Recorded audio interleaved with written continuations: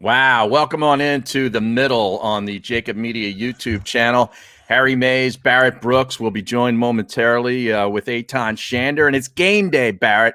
Finally, we have a game. I don't know if I've ever looked forward to the preseason more than I am right now because obviously of what we went through last year.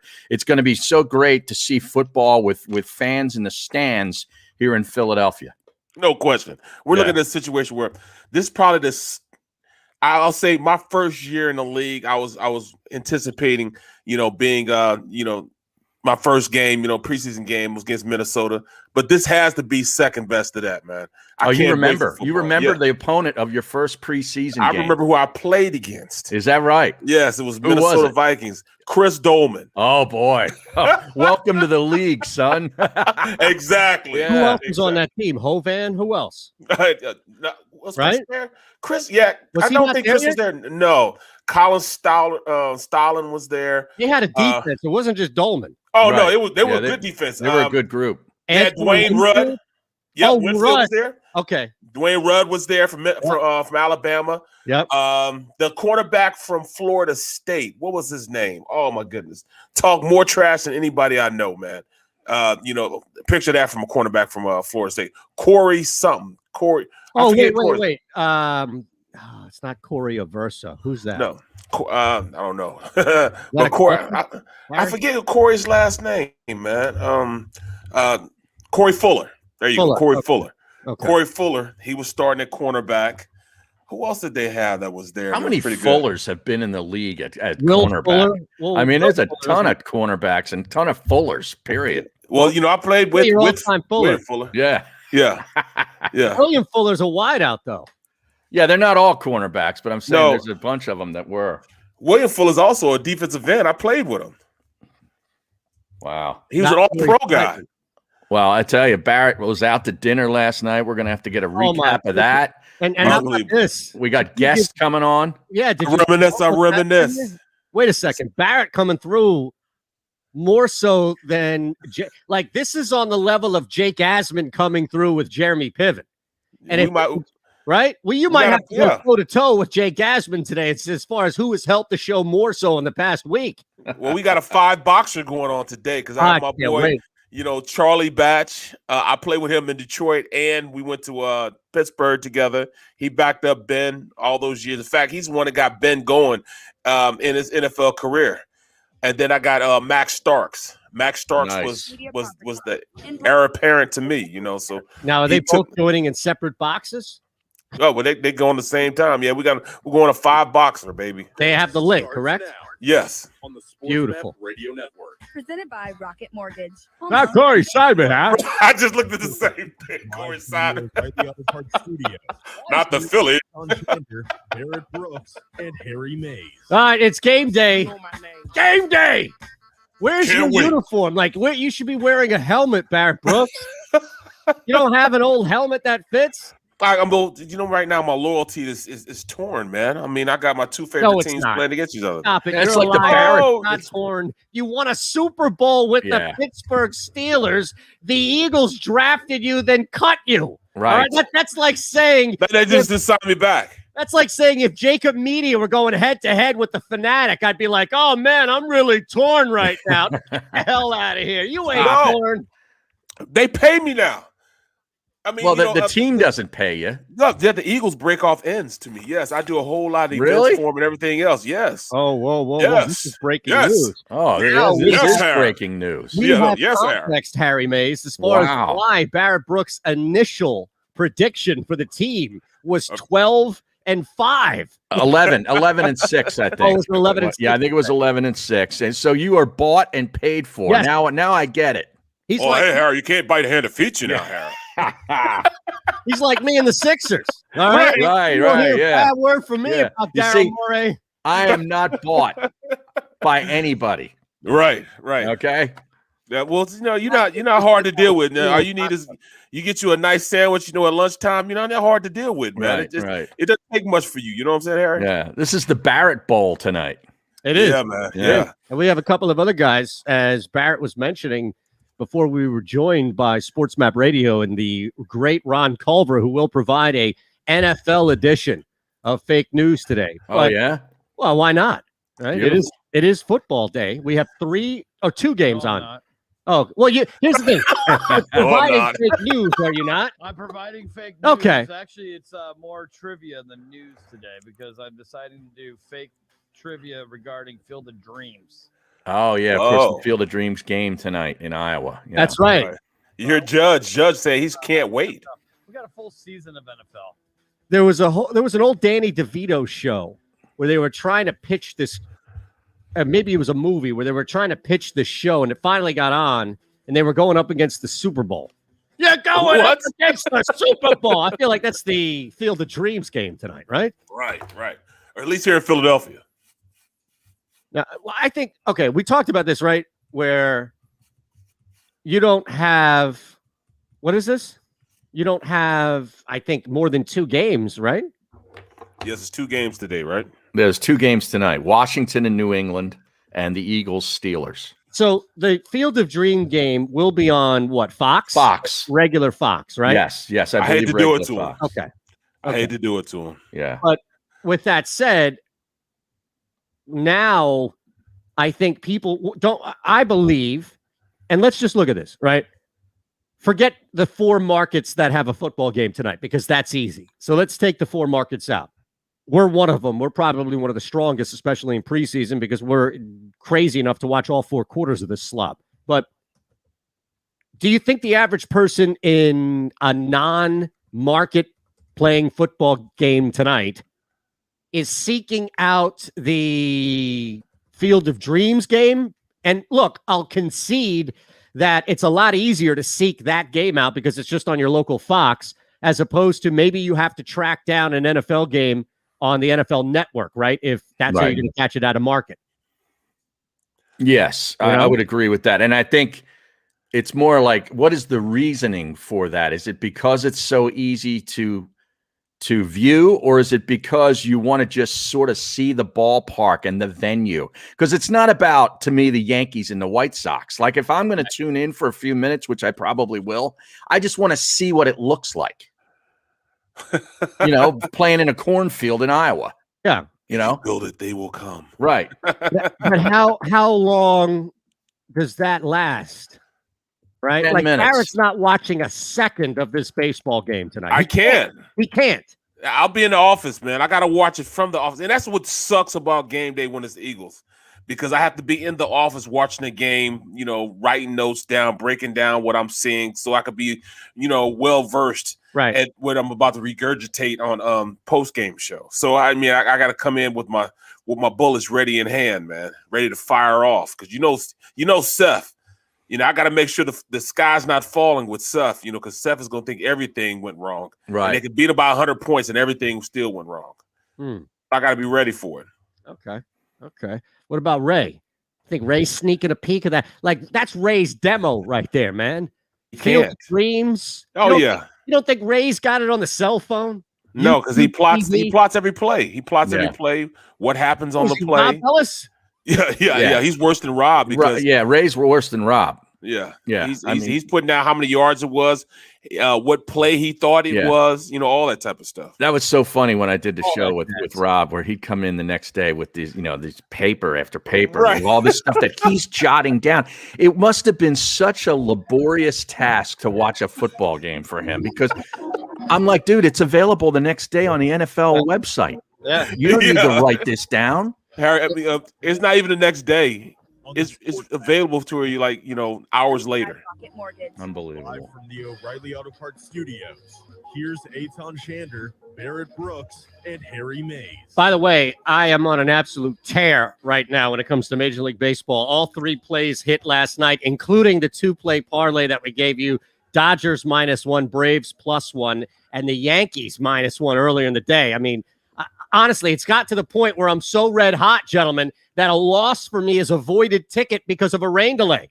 I'm telling you. Yeah. How about this weather? I love the weather because the weather once again helped us out. Well, Joe Girardi must have been watching the show yesterday, because he started a relief pitcher last night. He knew knowing that the storm was coming and that he didn't want to burn Gibson. Yes. But that's great work by him. It still didn't work. And the MVP, and I put that in quotes, is Ofer. Yes. Is Ofer in this series with a bunch of strikeouts. Yep. Wow. Now, that's why Freddie Freeman's value has dropped already because it's I thought he had a ribby last night, didn't he? Didn't he have Harper? an RBI last Was it night? a sack? Not Johnny. He didn't get on base. No. And that's, look, OPS, we're talking about getting on base.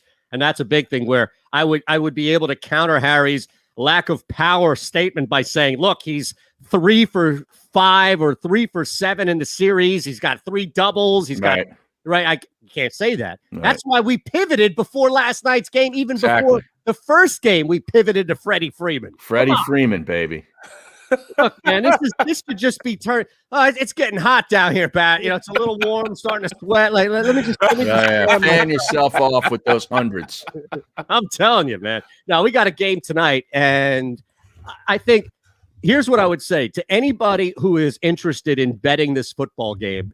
Hearing Barrett's firsthand analysis of what's going on down at practice and combining that with like Kemsky and BLG and the McMullins of the world, giving you who's playing where on charts as far as, you know, oh, this guy moved up and is getting more second team reps. That is it. Like, that's what you don't get a lot in the regular season because it's just moving so fast and the lines are so sharp. But I would just say this, and we'll talk a lot about the specifics as far as, you know, heading into tonight, what to expect. But for anybody, the Sheltons of the world, the play actions, the Bloomfields, whoever it may be, if you're looking to bet this game, we're going to give you the research ahead of time. Like, Barrett's going to tell you what he's seen, and we're just going to talk, the three of us, about where guys are expected to play as far as minutes are concerned. That should give you a clear indication of what to bet on tonight, which would be Pittsburgh. But that's all I would say. Nice little. I don't know, man.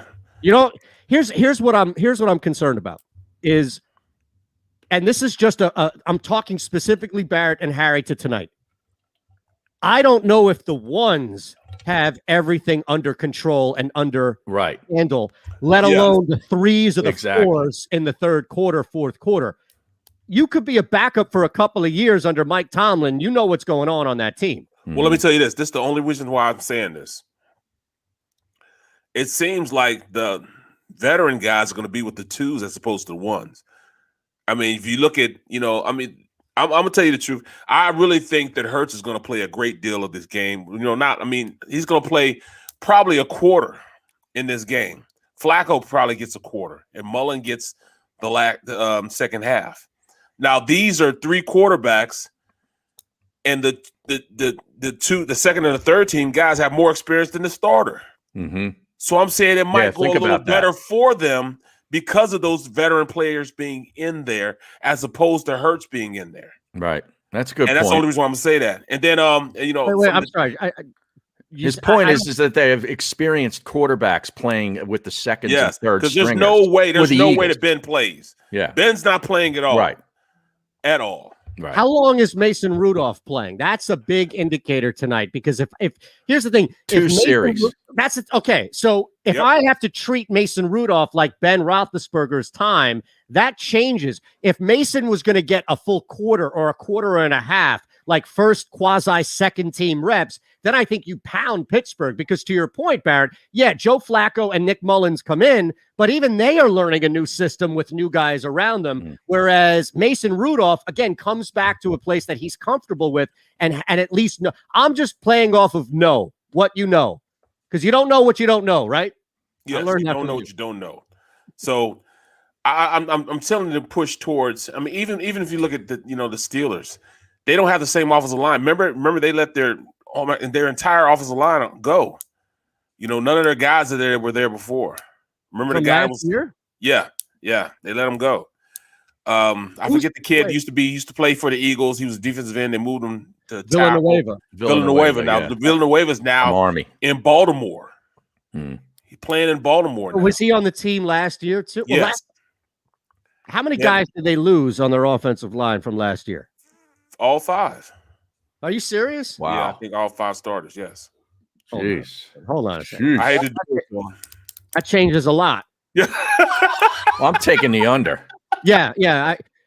Bud Dupree's not on that team now. That their first rounder from linebacker from 2 years ago. He's not playing tonight. He's coming off injury. He's not playing tonight. Yeah, those guys I don't think would be playing right anywhere, right? Anyway, right.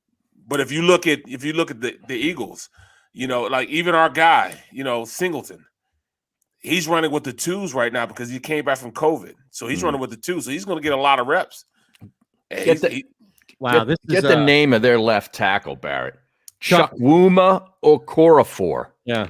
Right. From Western Michigan. Not one guy returns from last year. I'm looking at this. Filer's out, Pouncey's out, DeCastro. No, Okafor's back. He's just moved from the right to the left. So, my goodness, it might as well be a brand new line. Wow. Zach Banner, Trey, I imagine. Try Turner. Yeah. Zach Banner, Hassenauer. And now I have Green and Finney, I guess, as the 1-2 or 1-1A at center. Yeah, I think Green is starting today, the rookie. It's center. How young is everybody else on this line? Oh, look at it. 18. I don't have their 20, age. 18, 2008. I got drafted 2018, 2020, 2021. Well, Okorafor was drafted last year? 18. Yeah. Hassenauer's 26. I don't even have him as a starter, Hassenauer. He's listed as the first string on the ESPN website for what it's worth. What position? Dotson's 24 center. Okay, so that must have been updated since this. I'm on behind the steel curtain, but I think but to your point, this came out just under a month ago. So I'll trust what you have. Okorafor's 23. Is he still listed as the left tackle? He's listed as the left tackle, yes. And Zach Banner at the right? Yes. Okay. Yep. Turner's only 20. Turner's 28. Now he's been around a little bit. I mean, look at their right guard. Look what his name is. I have Try Turner. Or Rashad Coward. The Coward, yes. Yeah, not Coward. No. Coward. That's a bad name for a football player. That's like Shank. Shank for golf. Yeah, I don't exactly right. Or Brick. If your name was like Jay Brick. Right. You're a hooper, yeah. Right? Not JT the Brick. No, not at all. Not at all. He's no schlub, huh? Go ahead. But there's no way Cameron Hayward plays. There's no way Devin Bush plays. TJ Watt won't play.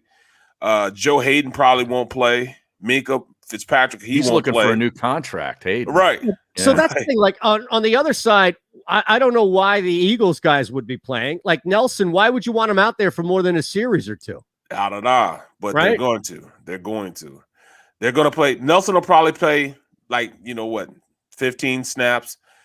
Slater will probably play 15 snaps or so. What'd you say? That's 2 series, right? That's it. About 2 series. But the only thing the Steelers have going for them, they played 1 game already.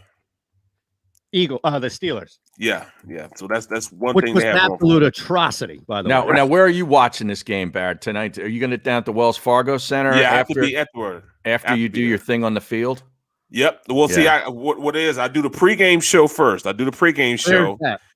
The pregame show going to be at the studio in air conditioning. So you're not doing this outdoors with Bart sweating his rear end off. I can't do that. So then at the first quarter, I go and I leave after the first quarter, get down there by the second quarter, go out for second quarter, then run right back over, finish watching the game, and then back on set exactly after the game off and do Eagles post-game show. Wow.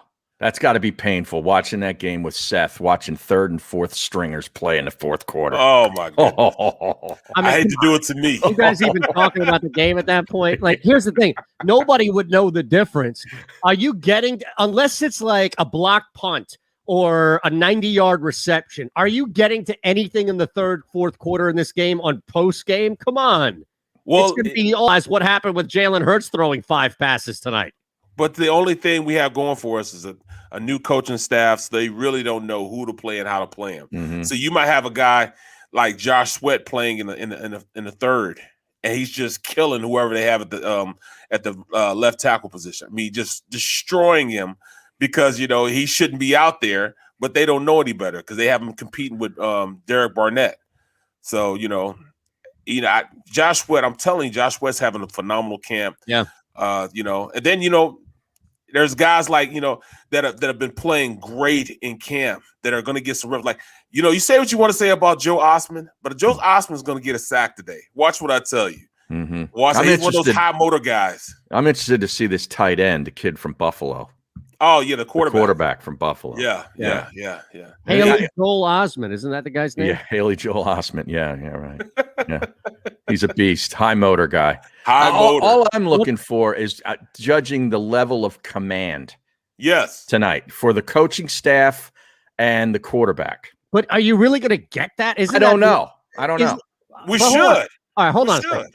Isn't that a little unfair to expect that in the first preseason game of everybody being so? I don't have an expectation. I just want to analyze it. Okay, I see. Like if they're jumping off sides, there's pre-snap penalties and all that kind of crap. Yes. I'm going to be really annoyed. Yes.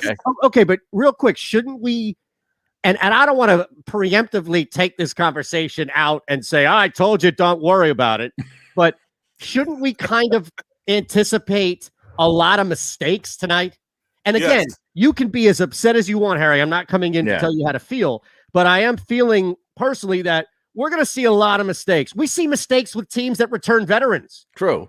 So I feel like you're going to see a lot of those mistakes that are going to drive. Like, I'd like to put a camera on your face to see your grit of a grin as Jalen Hurts bumps into Miles Sanders and Jordan Mailata trips over his left foot just because they're running a play they never ran before. Right, and it's a fumble. Yes. Thank you. Yes. We're talking about the offense. The offense only runs 5 plays in the first quarter because they made too many mistakes and can't stay on the field. Mm-hmm. That's the type of stuff that happens, man. It happens all the time. Same old Eagles, just like with Doug. All this. All right, we're back in 3 across the board here. Again, coming up now in 6 minutes, right? 6 minutes. 6 minutes. 6 minutes. Max starts you on, right? And we're gonna tell him. I'm gonna tell a story about Super Bowl and his helmet. Whose helmet? Starks or Bass? Yeah, just ask him about his helmet. That's all. I can't wait. All right, we got a lot going. This is going to be good, Barrett. When Harry, pardon me, when Barrett is as giddy. Oh, I know. Right. I know. Barrett is so giddy. He looks like he just watched the We All See It. We All See It commercial. All right, this should be fun. We're back in 3 live on the JAKIB Media YouTube page. Hit us up with a like. Make sure you are subscribed to the channel. That goes a long ways for us. And on Sports Map Radio as well. I get scared sometimes. Of a lot of things. Joining in. Decisions. The dark. The dark. But I once heard someone say, but as I always say, it's okay to be afraid. As long as you face the fear. And keep moving forward. Wherever you are in life, count on the name trusted in insurance for over 80 years. Independence Blue Cross. The savoring taste of a good bag of beef jerky is so enjoyable at any time of the day, as long as you can find it. Here's what we suggest. Pure Bull Beef Jerky is our answer, and soon it will be yours. Locally produced in the Philadelphia region, this high-quality, healthy protein snack is easy to secure. Go to steersnacks.com, and you'll see hot garlic, tropical heat, Pure Bull dry rub, and our favorite, Huck and Fod. What's that? Huck and Fod. Go now to steersnacks.com. Welcome to the Wildwoods, the perfect place where you can safely do everything or nothing at all. Catch a wave, take a nap, go for a drive, grab a bite. It's your vacation, and we're doing everything we can to make it a safe one. The Wildwoods. Your vacation, your way. The International Brotherhood of Electrical Workers, Local Union 98, is a proud sponsor of The Labor Show with J. Doc and Krause every Saturday night from 6 till 8 p.m. IBEW Local 98's highly trained and superbly skilled electricians are the best in the business, setting the highest safety standards in the electrical industry. So when you're planning your next industrial, commercial, or residential project, choose an IBEW Local 98 union contractor. Learn more at ibew98.org.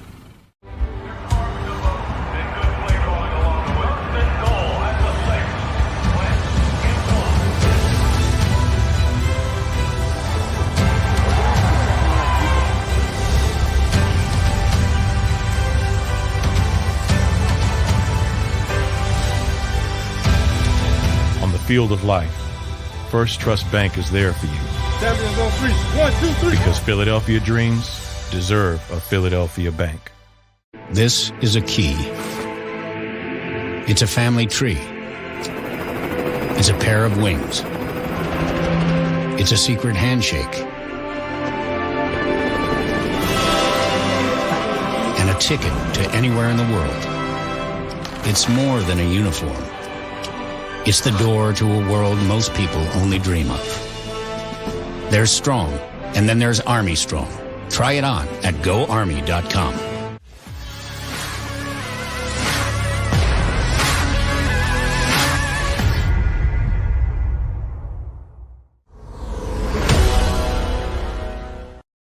All right. I don't know if we'll have time, but I Rocket Mortgage. maybe able to pull up the Myalata thing real Auto Parts quick. Studios. Here's Yeah, I sent it to you. Barrett Brooks and Harry Mays. So we are awaiting now the arrival of one Charlie Batch, one Max Starks here. And I hear the I hear something. That's we only get it, by the way. That's I have entered the green room. And that would be the great. I don't want to put him on a spot here. If it's not in front of him. He's look at this. This is a good man right here. Getting his lighting. Yeah. How about Fixing that? The lighting for this is a professional who's been on television, who understands the dynamics of it right here. Not just on the football field, but in front of the camera as well. Look, it's an honor to welcome you in, Charlie Batch. Thank you, sir, for hanging with us for a little bit. And sorry that we have to subject you a little bit more to Barrett Brooks. Hey, that's my guy, so I'm used to it. So hey, whatever he has, I've known him a long time. It's about over 20 years, B. Brooks. Yes, sir. Yes, sir. Wow. All right. My first question, Charlie, is who picked up the tab for dinner last night, or did Barrett make you everybody go Dutch? No, I hooked it up. I have to give credit to Barrett. He took care of it. I have to do. That's my guy. That might be a first, but at least he took care of it. Look, the last time he was in town to do a preseason game, I went and picked him up. We went to eat, and on our way back, I caught a flat tire. I had to give him an override home. That was rough. I mean, we're both looking at each other. We're like, wait a minute, that don't sound right. And he immediately, he was like, I have a flat. And that's like, nah, BS. Hopefully you have run flat tires or something like that. We at least got to the hotel. Right. And he just pulled over right away. He was like, no, I know my truck. I have to now pull over. So he took care of me, even though I don't know how long the tow truck got there, but it probably would have been at least 20, 30 minutes. So I appreciate you letting me get back to the hotel, getting some sleep. No question. Hopefully he sprung for the Uber at least. Of course, man, I'm gonna take care of my guy. Take care of my guy. I made sure he got home. That's all. He just said, "Of course not." Don't let that slide, Barry. You're not going to just smooth that one over. Charlie just called you out. No, he did take care of it. I just wanted to make sure he got home all right. I said, call me as soon as you get home, though. The only reason I took care of it because he was waiting and frustrating, waiting to try to get a tow truck to him. So I said, handle that business. I'll go ahead and do that. That's the least I could do. You took care of dinner the last time, too. So at least I could have took care of the ride back to the hotel. Tremendous. Love it. Do you remember where that was in the city, Barrett? Yes, it was right on the South Street Bridge, coming off 76. Oh, man. Okay. Right there on the bridge. Okay. At least we didn't get we weren't pulled over on the highway. We at least did it off the road. Right. Or in some area, off Brewery Town where Barrett's like, I think I know where I'm going. And he's like, brother, you better hope you know where you're going. That's it. Now we add to this. Look at this. Now we go 5 box here. Max Starks is in the house. What an honor to have both Charlie Batch, Max Starks with us ahead of this game. We're just busting it real quick, Max. You didn't miss much except for Charlie calling Barrett out as the first time that he can remember picking up a dinner tab. That's pretty much all you missed. Yeah, well, listen. But Barrett's always good about picking up meals, but he also makes sure you know that you owe him one later. Hey, he talk about the rookies pay for the veterans to go out to eat. They get one night, and the veterans can order anything they want. Mm-hmm. Well, it just so happens that it's like the 4th game of the year, and they don't have enough money, man. And the tab is like $18,000 or something like that. So he pulled this, hey, B, I can't pay for this, man. I don't have the money yet, man. I don't get paid until Monday when we get paid. So this is Thursday. I said, all right, man. What are you gonna do? He said, well, I don't know, B. What's going on? And he has the other rookie guy's like, bro, I wouldn't even draft this. It wasn't me. So I said, all right, I'll take care of it. I took care of it. So I went on to pay for the dinner. I said, you guys pay me back on Monday. So he had to write me a check, but he had to post date it because he needed like 2 weeks to build up the money for that 18 grand. You know what I'm saying? He had other bills to pay. But it was great, man, because I got to write it off and everything, man. I got to write his meal off for myself on my taxes. Unbelievable. Man. Unbelievable. Now we do have to ask about the helmet story before we go any deeper in the Super. We were told, Max, that's it. We're just following orders here. Blame Brooks once again for this. We're in the Super Bowl. Yeah, exactly. So it's the end of the Super Bowl, and like, hey, we're gonna dunk Coach Cowher with the Gatorade bath. I'm like, all right, cool. It's me and Marvell that grab it. I'm like, hey, B, hold my helmet so I can go do this Gatorade bath.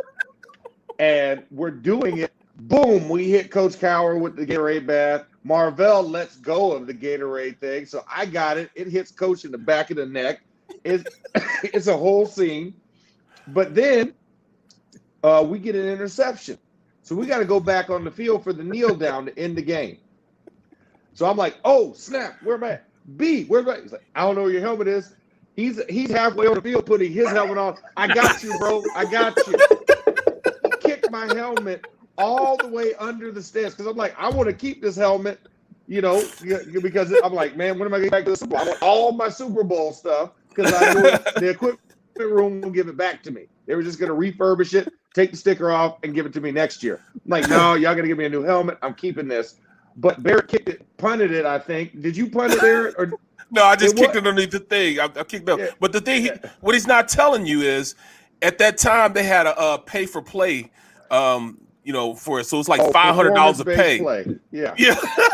So it was $500 a play. He didn't need that $1,500, man. I needed the $1,500. You know what I'm saying? It was later in my career, so I got 3 extra plays. $1,500 in my check because of Max Stark's generosity. I appreciate you, bro. Wow. Well, my helmet costs $1,500.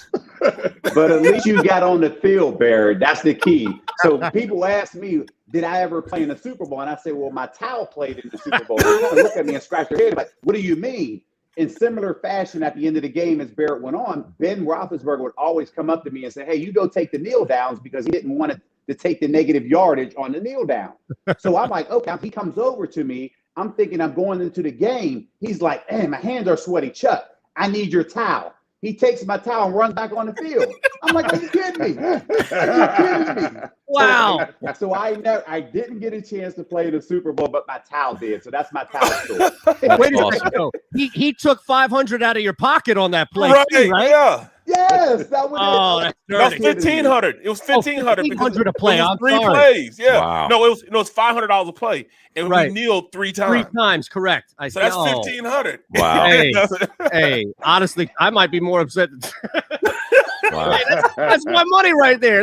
That's a Barrett dinner there. That's a dinner, right? Hey, man. Hey, you got to do it, man. But to see these guys, man, these are my guys here, man. Hold on real quick, fellas. We're going to be back on the network. We're still live across the JAKIB Media YouTube page. We'll be back on Sports Map Radio, hanging with Max Starks, Charlie Batch, and the middle right now. All right, go ahead, Barrett. Sorry. Well, yeah. So these guys, they're doing a broadcast. Quick, fellas, we're live now on the YouTube page. We're just not live on the national radio show. So if you want to drop a shit or something like that, you could do it over the next 3 minutes. At 40, just 3 minutes. Yeah. Then we have the FCC back. Go ahead, Barrett. But yeah, these guys are doing the broadcast. Chuck is going to be not the play-by-play, but the color analyst, and then Max is going to be the sideline reporter for tomorrow's game. So they're calling the game. So let's do that. Let's talk about that. You guys clearly are more than just coworkers. The two of you guys here, and Charlie and Max. So you definitely have a friendship. Is that going to be something like? Are they going to allow you guys to kind of talk and go back a little bit? Because the nature of these broadcasts are so rigid, right? Where it's like you only have a certain amount of time and all these things. So that's what I would look for, is just to be able to see you two guys busted, even if it's a quick back and forth where Max is on the field and you're saying it's up top, Charlie. Well, it's a little different on the broadcast. Max is on the radio, and I'm on the TV, so we're not doing it together. Thanks for clarifying that, Barrett. Jeez. Oh, my fault. Now I look like an asshole. So Max has a more national audience, really worldwide, because there's Steelers fans all over. Where mine is just going to be on the local back in Pittsburgh. So I'm just trying to be like Max when I grow up. Is that right? Me too. You guys. No, I mean, I think the biggest thing is, like for Charlie and I, like you said, I mean, Charlie and I played together my entire career. I mean, obviously Charlie's a little bit more senior than I, but I mean, my entire career was with Charlie. I mean, Charlie's one of the first guys that spoke to me in the locker room. So, I look forward to hopefully one day in the future, we will be able to work on a broadcast together. But, for me, this year, second game, really doing the sideline duties. So, KDKA, which was where Charlie's at, he stole my other sideline reporter, Missy Matthews. So now I have to do more work this time. Thank you, Charlie. Hopefully they get no pay for you on injury reports and everything. Yeah, no, there's no extra pay on that. It's just, hey Max. Hey, Max, that's the Steeler way. Yeah, exactly. Hometown discount, baby. The more sounds like radio, Harry. Yeah, it does. Well, see, that's the good thing about. That's why you guys talking about. Because I told they said, well, where do your allegiance lie? Who you gonna vote? Who you gonna cheer for in this game? I was gonna cheer for both of them. He said, well, and I keep telling them, hey, the Eagles, they giving, they say the St. Ides is giving ends. Well, hey, the Eagles are giving ends. My Steelers, they ain't giving me nothing. They say, hey, how you doing? And that's it. They're not giving any appearances or anything else for me. So, yeah, I have to say, man, I got to work for the Eagles. They making things happen for me here. Okay, but hold on real quick. As we're going to be back on the network here. So we got to tighten it. Harry can't curse anymore. But hold on a second. You got a ring. Yes.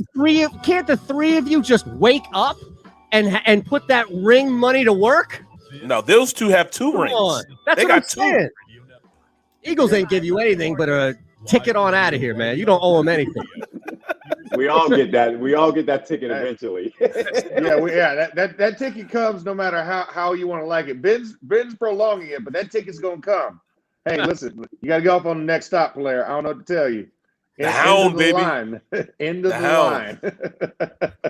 That is amazing. What's it like? Barrett was talking about this at the start of the show, and I know, Harry, you had something too. So actually, I know you had something. Why don't you jump in, and then we'll talk a little bit more about these guys playing way back in the preseason. Well, yeah, Max brought up, dumping Gatorade on Coach Cowher. How emotional were you guys watching him a few days ago with the Hall of Fame and, of course, Troy as well? I mean, what's that like for you guys? I mean, for me, it was just, it was one of those moments that was unbelievable, to think that, that weekend, and obviously with everything that went on with COVID, pushing the 2020 class back a year, we had a combination of really 5 total Steelers go into the Hall of Fame. The only one we didn't, obviously play with was Donnie Shell. But when you think of Bill Nunn and Mr. Nunn's presence around the Steeler locker room, you wish he would have been there to see, kind of his work be realized and recognized. But when you see Coach Cowher, when you see Troy, and then Allen, of course, on Sunday, it's just an emotional thing to think, man, I play with these Hall of Famers. Like, in your career, not a lot of guys get that opportunity to say, I played with a Hall of Famer, let alone, essentially 4, because Jerome already went in. But that's 4 Hall of Famers to this point. We still have some more to go. And it just makes you look back on your time with the Steelers and realize it's a special place. It's different, in Pittsburgh. Charlie always referenced the Steelers way. Well, that's another thing. The Steelers just put guys in the Hall of Fame. I mean, there's so many guys from the Steelers organization over their time in the NFL that have just been absolute standouts. I mean, when you think of Troy changed the way that we looked at a safety and what a safety could do. Alan Faneca transformed the guard position from what was possible for a guard to what a guard is now expected to do as a standard in the NFL. And Coach Cowher, just a long tenured, he was a young coach when he came in. He went to a Super Bowl, lost to Dallas, and then got to see it come back literally 10 years later in Super Bowl 40 and actually realize his dream and bring a Super Bowl back to Pittsburgh. So when you just look at just those guys' legacy, it's tremendous to see. And I agree everything what Max said, and having a chance to play with those guys and being born and raised in Pittsburgh, I had a chance to follow Coach Cowher as a fan when he first was hired in the early 90s and the following through and ultimately having a chance to play for him. And I remember being in the combine in 1998. I walked into the Steelers suite because I knew they were looking for a quarterback at the time. And I said, if I ever had a chance to play for you, I'm doing that. And he just kind of looked at me like, man.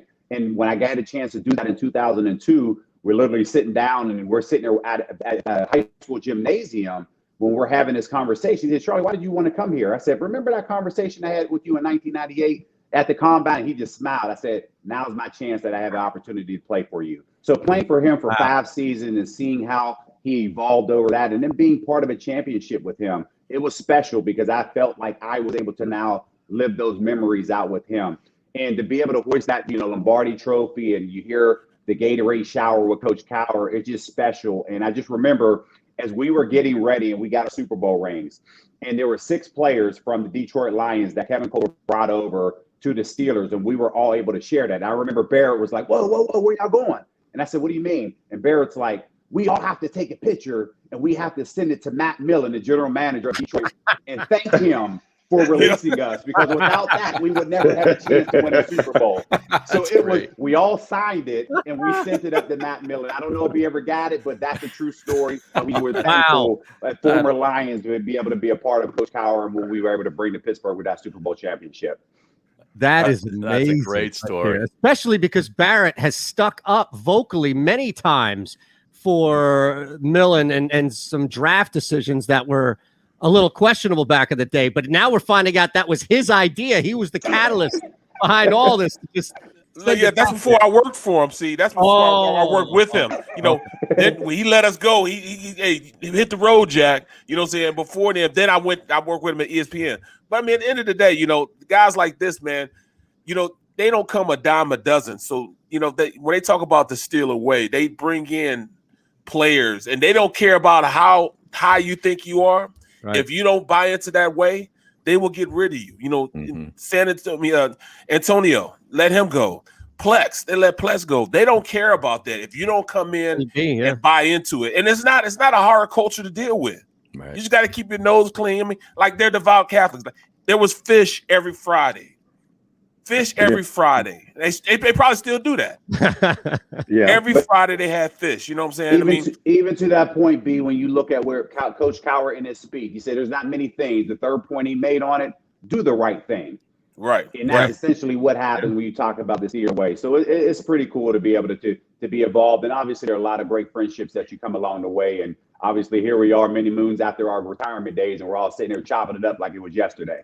Right. Hey, remember that time, man? Remember that time when we were playing the Patriots and we were going into halftime, and I jumped off sides on a PAT.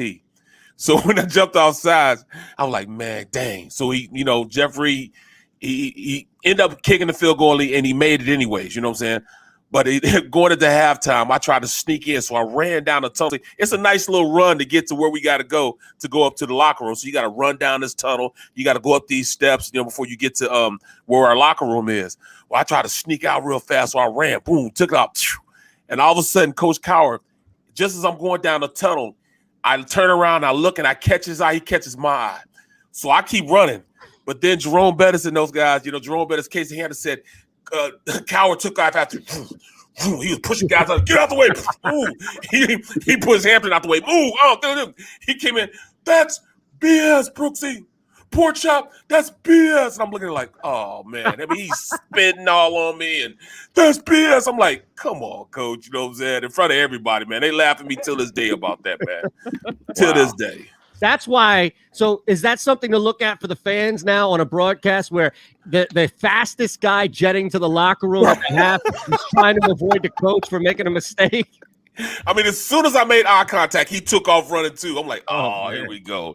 You have to see Casey. He said, move out the way, get out of the boom. Hines Ward, move, Hines, boom, knocking him out the way, trying to get to me. And he just started yelling, that's BS. Poor job. Real quick, that opens up a conversation here, all right? Because clearly I can't imagine, as great as citizens as both of you are and Mr. Batch and Starks, that Bill Cowher never got in your rear for one thing in your career. So what was the worst that Coach Cowher ever came down on both of you for what you've done? Or it maybe even wasn't your fault. Maybe Brooks set you up. Yeah, Charlie, I'll let you go first. Mine's therapy session.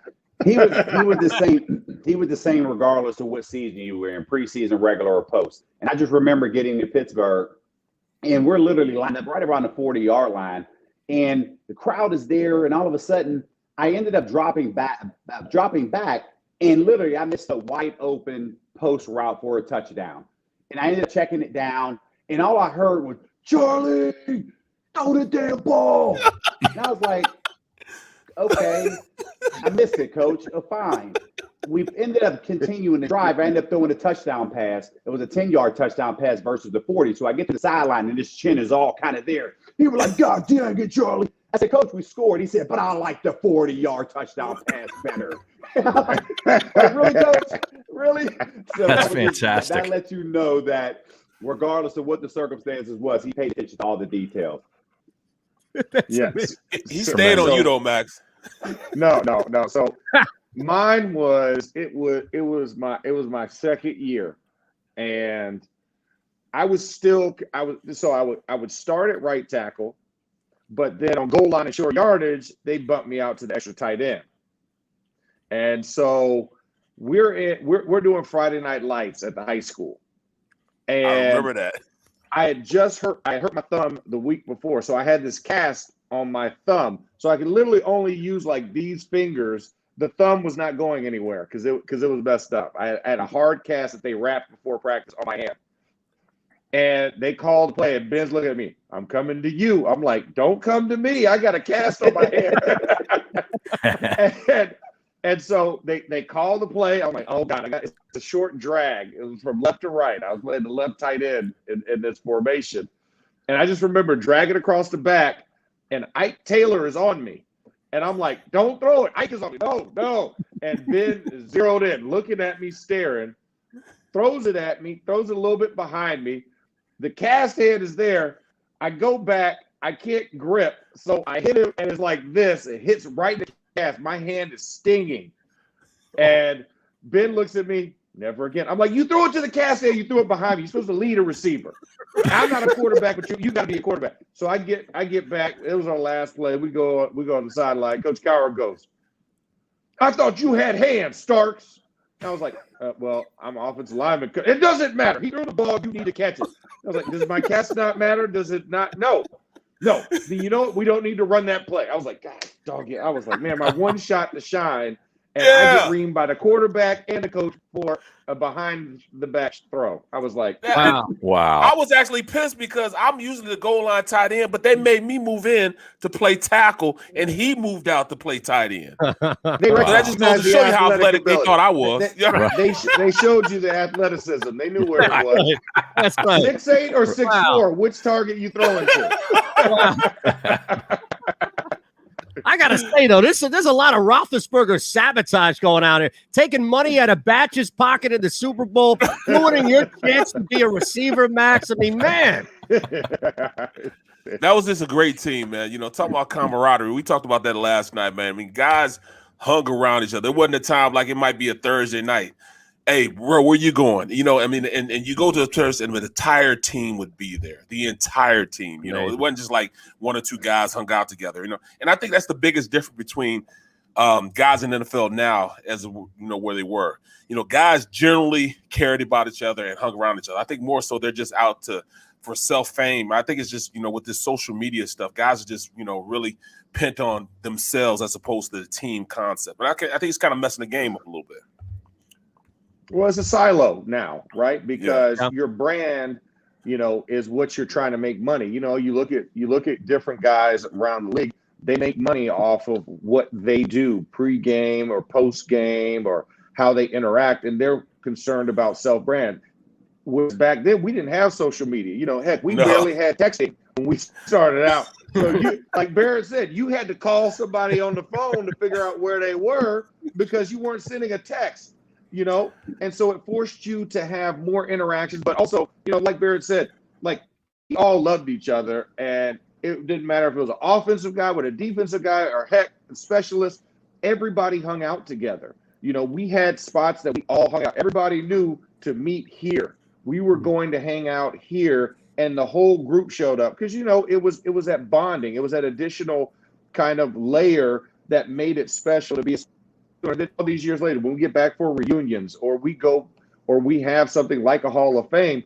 Everybody's there and everybody hangs together and everybody enjoys. We all have stories about everything and we share that and we relive that. And it's like seeing your brother, you know, when you hadn't seen your brother in a little while. So I'm curious. So it is special. Max, on that note, I'm sorry to jump in at the end there, but what was the most ridiculous, random, like there's no way these two individuals would ever be friends unless they were in this environment playing in football? I mean, it'd probably be. What would it be? I think it'd be Jeff Reed and whatever guy, you know, that James Harrison. Yeah. Jeff Reed and James Harrison. Now, were they cool though, or was that just like Harrison wouldn't get on him or something? No, they were cool. It was just the fact that, you know, this is James early on in his career, so he's been cut multiple times. He's still trying to make a name for himself. So he's just a special teams guy. You know, he's not James on what you see today before you see player of the year, 100-yard interception return. So, you know, you just kind of see as guys are kind of building those relationships. But to Max's point, when he's like, you had to call somebody. Think about back then when you're sending a text. If you said you had to hit 1, 2, 3 for C, you know, so there was old flip phones. You know, it just took too long, so you had to pick up the phone. Yeah. So it was a little longer to text people, so that, you know, you saw that interaction. But you know, the one thing about the teams that we were on in Pittsburgh, a lot of guys sacrificed some upfront money to stay amongst each other. You know, you got it on the back end of your contract, but it wasn't that upfront money that they were accustomed to. And guys enjoyed being around each other, and that's why you saw guys around each other 6, 7, 8 years in the manners that we were. So not only did you have a chance to build a relationship with players, you learned who their families were. You learned who their kids were. So you had that personal interaction with guys, and it's just something that's lost in this day and age. Charlie, Max, hold on real quick. I want to see if you guys have seen something. It might be good fodder for tonight if you missed it. If not, then it's a chance to kind of relive this cool moment that I'm sure you guys have been through as well as rookies and younger players. But we're going to break real quick on the network. Back in 3 on SportsMap Radio. Did y'all see this thing with Jordan Mailata where he was singing and at the at Eagles camp? Jordan Mailata, the big tackle, was a rugby player. Yeah, he's the ukulele playing, country music singing Eagles left tackle. Now that's so 6'8". Yeah. Now we'll let you hear it. Hey, you never know, man. Maybe this is something that could come up in the broadcast for either one of you tonight. So here it is.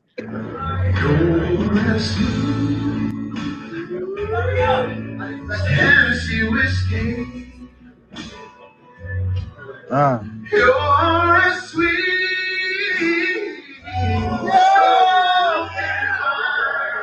Okay.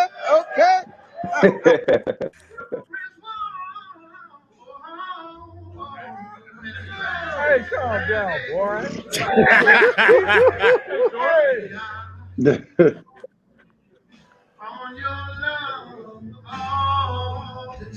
What kind of game that was, dog? Man, I wouldn't be here. Yes, sir. He's good. Yeah. No, that's good. Yeah. Not bad, huh? At this point, man, you know, I want to put it down now. Yeah, that's it, all man. I'm saying. We're talking about a guy 6'8", 380 pounds, man, and playing a damn ukulele. Man, I used to be so hot when I used to see him with that damn ukulele. I said, go over there and tickle somebody else's fingers, you know. Go tickle somebody else's shoulder pads as opposed to playing that damn ukulele, man. I used to be so bad. Go get a full-grown guitar. Get a full-grown guitar. Don't use a baby guitar. How about that? Hey, man, he's still going to look like a ukulele in his hands anyway. Yeah. He's from Australia, man. We got to give him a break. Yes, bro. You know? He's Barrett's coming down on this dude. Yeah. Come on, Max, right? He's got a decent, pretty good voice. Better than me. Shoot. Tremendous. Yeah. I mean, well listen, the football thing doesn't work out. Yeah, right. You can sing him a lullaby to sleep. Put him to sleep then. Right. Put him to sleep then, Jordan. That's what you're trying to do. That would be something else. Yeah. We get D Lyman coming out and be like, why is this guy singing to me? I mean, I'm used to people talking bad. Exactly. Well, wasn't nobody singing to me, man. Hey, imagine if his trash talk was like in harmony. Right. If he sang his trash talk. Tonight. Come on. If that doesn't make the radio broadcast tonight, Max, I don't know what to That's say. awesome. Tell him, man. Tell him. Hey, John Randall was not singing anything. He was doing everything, but he was all like, yeah. Hey, he might have been like death metal, you know. Right. That could be a segment right there. What type of music would this guy sing? Yes. Like, Right, have like right. a segment, put Yes. a picture up, and then go and figure out what type of music they would probably sing. So is it too easy to say that Reggie would be singing gospel? Because Oh, that's no question. close, No right, to question. his heart. And he'd be letting you know it too. Like, is there anything more humiliating than hearing the word of God as he's just slamming you down to the ground? Like, Yeah. what can you say after that? Amen. Pow. Amen. Pow. You're like, God, you getting baptized and blessed all in the same moment and humiliated. It's the worst thing in the world for the guy to be so nice and say, "Hey, I'm gonna have to go hard now." I'm like, "What? I've given you everything I got. Now you're gonna start going hard?" All right, let me bring it closer to home then. What about Kevin Green and Greg Lloyd? Well, to see Greg Lloyd was crazy. People don't understand. Greg Lloyd was crazy, man. Some of the stuff that he was saying, man. Like he was like really trying to do karate moves on you while he's trying to pass rush you. Green was just a nice guy that just wanted to just bite your head off, man. But Lloyd was a special type of evil, dog. You know what I'm saying? Yeah. He really wanted to hurt you. So you're saying he'd sing Carl Douglas, everybody was kung fu fighting, is what you're telling me. And definitely Kevin Green was definitely a little Hall and Oates, maybe. Really? I like that. Can't go for that. No. Right. No can do. Oh. Guys, I appreciate you guys Fellas, having yeah, on. we know you got a jet. Thank you so much. This was amazing. Thank you both. Really enjoy the game tonight. Appreciate you having us. Thank you. Yep. Absolutely, Charlie Batch. Thanks, guys. Thank you both. This was amazing. Guys, have a great day. Enjoy the game, and we appreciate you both. Look at that, man. That's all right. I stand corrected. Jeremy Piven was not the best thing that we did this week. No, that was fantastic. Really fantastic. Those guys are good guys, man. I mean, they yeah. You know, playing with them, man. You know, like C Bash, I left him in Detroit, but like little things, man. Like we be having camp in Saginaw, what is it, Saginaw Valley, Michigan. State? Yeah, Saginaw, yeah. We'd have camp at the college, and you know it was right off the highway when you're going to Detroit. Mm-hmm. Well, guys, as soon as we get off that day, like we played on Thursday, we off on a Friday, guys would have their cars ready to go back to Detroit, and they'd race back to Detroit. Now we're talking about Lamborghinis. Like Herman Moore had a Lamborghini. Charlie had a Porsche. Mm-hmm. So I squeezed inside this Porsche. You know what I'm saying? He's going home. Hey, I'll drop you off at home, man. Just jump in. So I'm squeezing inside this Porsche. He's doing like $130, $140. And all of a sudden, boom, coming by, you see a Ferrari that Johnny Morton had, and right behind the Ferrari is a Lamborghini that Herman Moore had. And they're racing home. And they're going so fast, the police would turn their lights on and then turn them right back off. Like, oh, we're not even doing it. Yeah. We're not even going to mess with it. Can't even catch that one. Flying. Well, they knew who you guys were. I guarantee you. That too. Yeah, that Yeah, too. yeah. Yep, that too. Hour called ahead. Oh, you know. Yeah. We're gonna be out there. All right. It's okay. I guarantee you, man. You just turn a little bit of an octave from Cower, you'll get Nahagian. Yeah, I know. I noticed that. Yeah. Oh, yeah, you're right. Right. You're absolutely right. But he didn't have the chin, though. No. No. Not that he do. No. Jay Leno has the Cower chin. That's about Right. it. Right? I mean, my goodness. Man, you got to thank those guys, and we'll Venmo you money to cover their next tab. I mean, my goodness, they spent a half hour with us. They just good dudes, man. That's Real awesome. good dudes. A Man. half hour. That was I fantastic. keep telling you guys I'm a good dude, man. And I was around some guys that are pretty good also. Well, I don't know if that's in question. That No, we never questioned we that. just wanted to get them on the air. That was Right. it. we had to hit you with the prod. Right. That's it. Yeah, you guys, put me in a position there. I couldn't win with it unless I got them. That's right. So I had to get them. Feel though, you know what though, Harry? Maybe we should draw this correlation there. I do feel like there's a connection between Barrett having these guys on the show and also picking up the tab last night. Hmm. Like, did you feel compelled, Brooks, to pick the tab up just so that you could then butter them up for the show, or did that? Well, they were in my town, so I had to. They were in my town. Is that the rule? Yeah. Okay. I mean, like if I go to Arizona, that's where Max is in Arizona. He'll pick up the tab. Or if I'm in Pittsburgh, Charlie's actually like the mayor, man. He does whatever he wants in Pittsburgh. Yeah, because he's a hometown guy, played and won all those Super Bowls. He can do pretty much what he wants out there. He does a lot with the youth, his foundation. He does a lot, man, out there. So they're both, very philanthropists. Yeah. Philanthropists. Yeah, that's what they are. Yes. It's funny, that's the case, because as great as the Steelers have been, and you look at their quarterbacks that won the Super Bowls, and we all know they're legendary. The backups who got starting time are very well revered in Pittsburgh too. Like Bubby Brister has fans that love him, because you know what I mean? Like Cordell Stewart was never all that good to me, but I mean, he had that love, right? Yeah, absolutely, man, absolutely. Because they as a team, you have your starters, you have your backups, but like me, I felt good in Pittsburgh because they made me feel like I was an important cog in that whole machine. Simply because if you look at it, even though I was the sixth man off the bench, right, they knew that they could dress me and not dress two other guys. Usually when you have when on game day you have three other linemen that you have to dress. You got to dress a guard, a center, and a tackle. Well, with me, they like me, and that's why they kept bringing me back, because I could play center, I could play guard, and I could play tackle. So they could just dress me. If they had to dress two other linebackers, or have to dress a linebacker and a wide receiver, they could use me. I could be the backup guy while other guys, do whatever they need to do. So, I mean, that's a big deal when you can only dress 46 guys.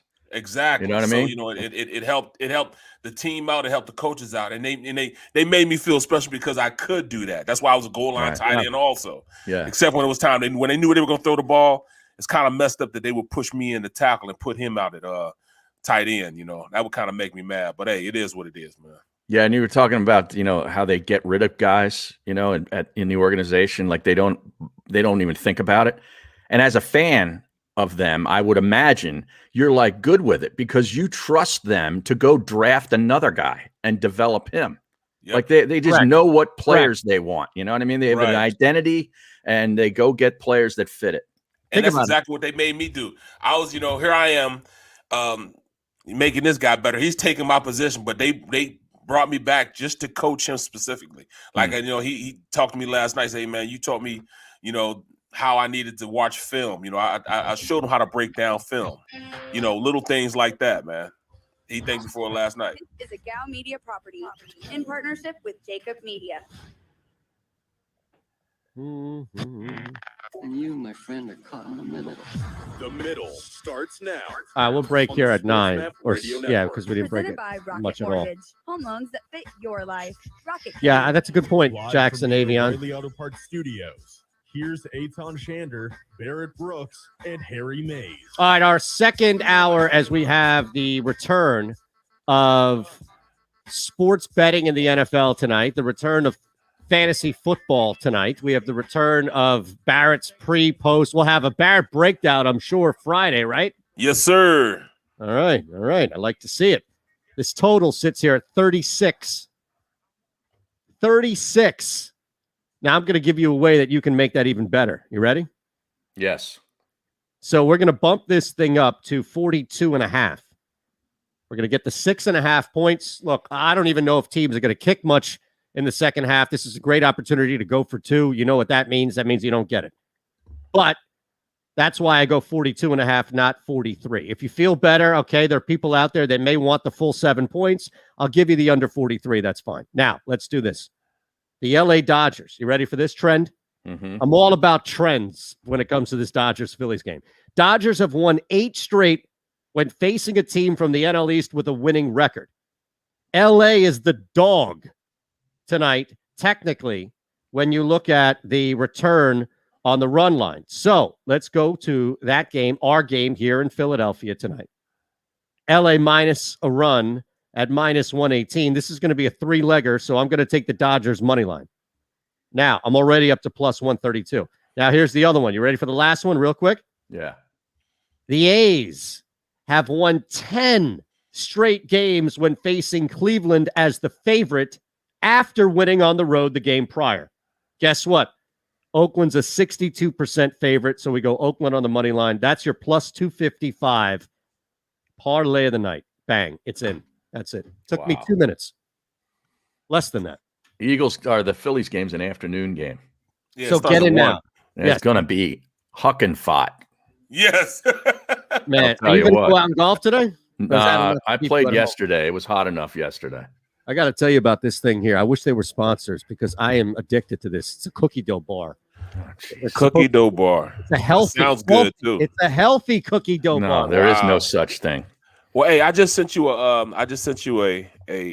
picture of the fish I caught this weekend. I forgot to even say anything about this. All right, hold on. Real quick. We got a break. We're back up about the fish. I email it to you. I get scared sometimes. Of a lot of things. Joining in. Decisions. The dark. The dark. But I once heard someone say, But as I always say, it's okay to be afraid. As long as you face the fear. And keep moving forward. Wherever you are in life, count on the name trusted in insurance for over 80 years. Independence Blue Cross.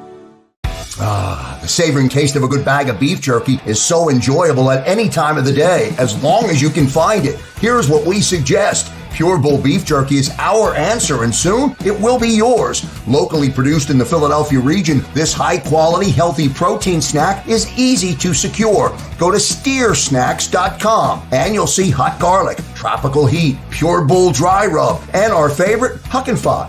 What's that? Huck and Fod. Go now to steersnacks.com. Welcome to the Wildwoods, the perfect place where you can safely do everything or nothing at all.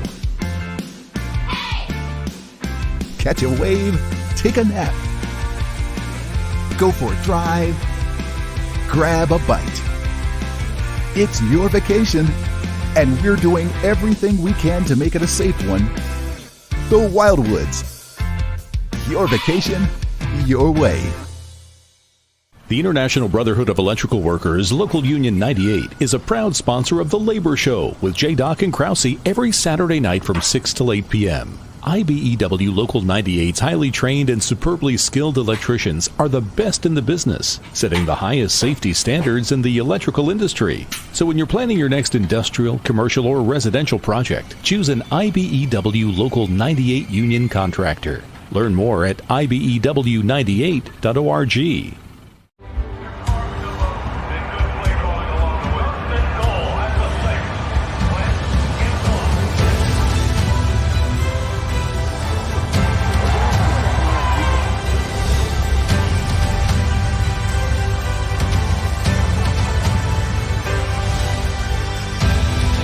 On the field of life, First Trust Bank is there for you. Champions on three. 1, 2, 3. Because Philadelphia dreams deserve a Philadelphia bank. This is a key. It's a family tree. It's a pair of wings. It's a secret handshake. And a ticket to anywhere in the world. It's more than a uniform. It's the door to a world most people only dream of. There's Strong, and then there's Army Strong. Try it on at GoArmy.com.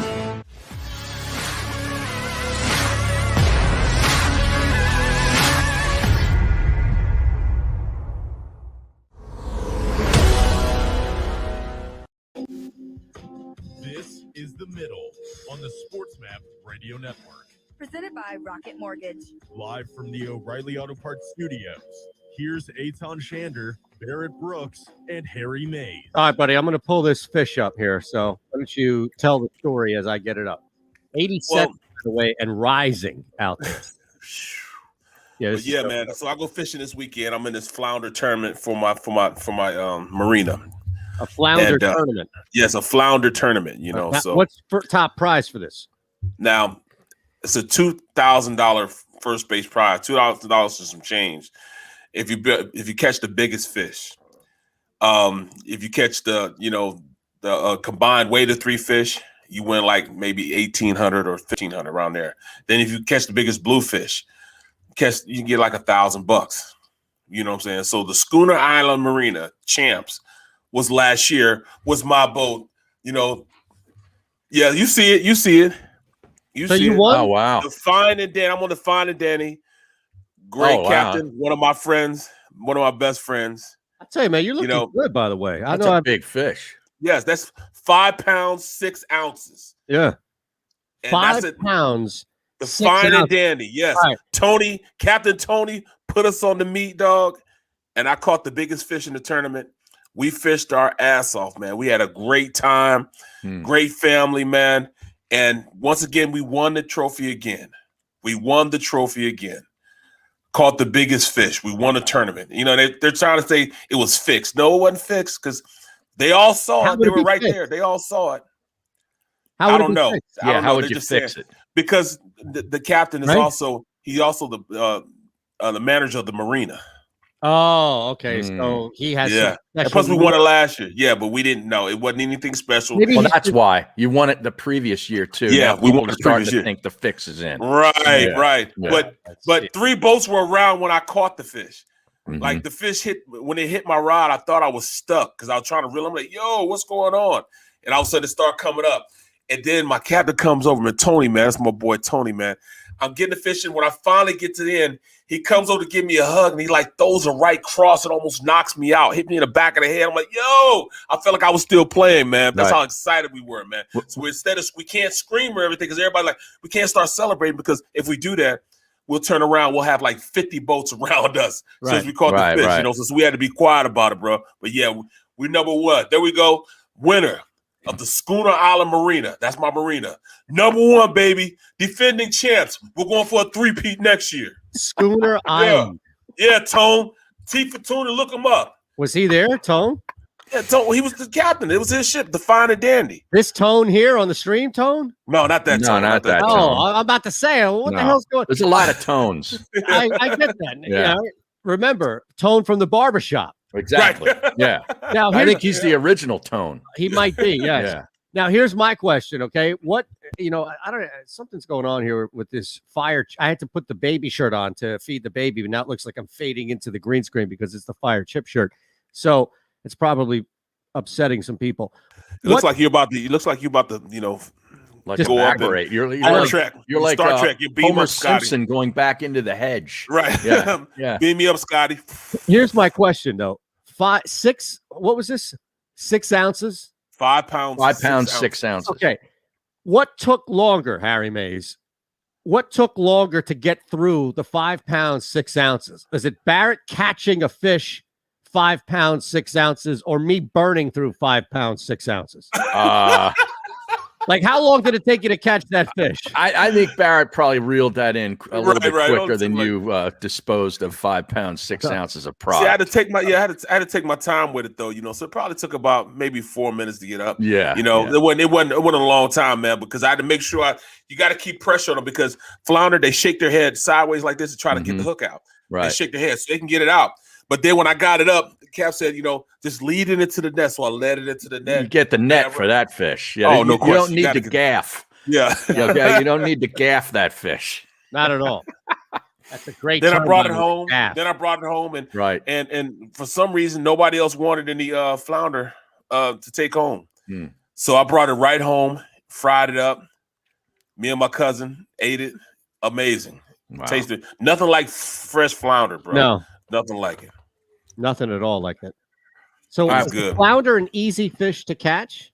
No, they're actually not. Well, they lay on the bottom. They lay on the floor. So how hard is that, Brooke? Come on, man. It's hard. This is why it's hard because we're fishing out in the bay, and what they did up in New York, the trail cars and stuff like that. Well, when they become out of service, they build reefs with them, so they'll take all these subway cars, and just dump them into the bay. And after a while, they start degrading and get all these sharp edges and stuff like that, and the fish live inside of them or on top of them. Well, you have to keep you from getting snagged. Number one, because each one of those rigs costs like $15 a rig.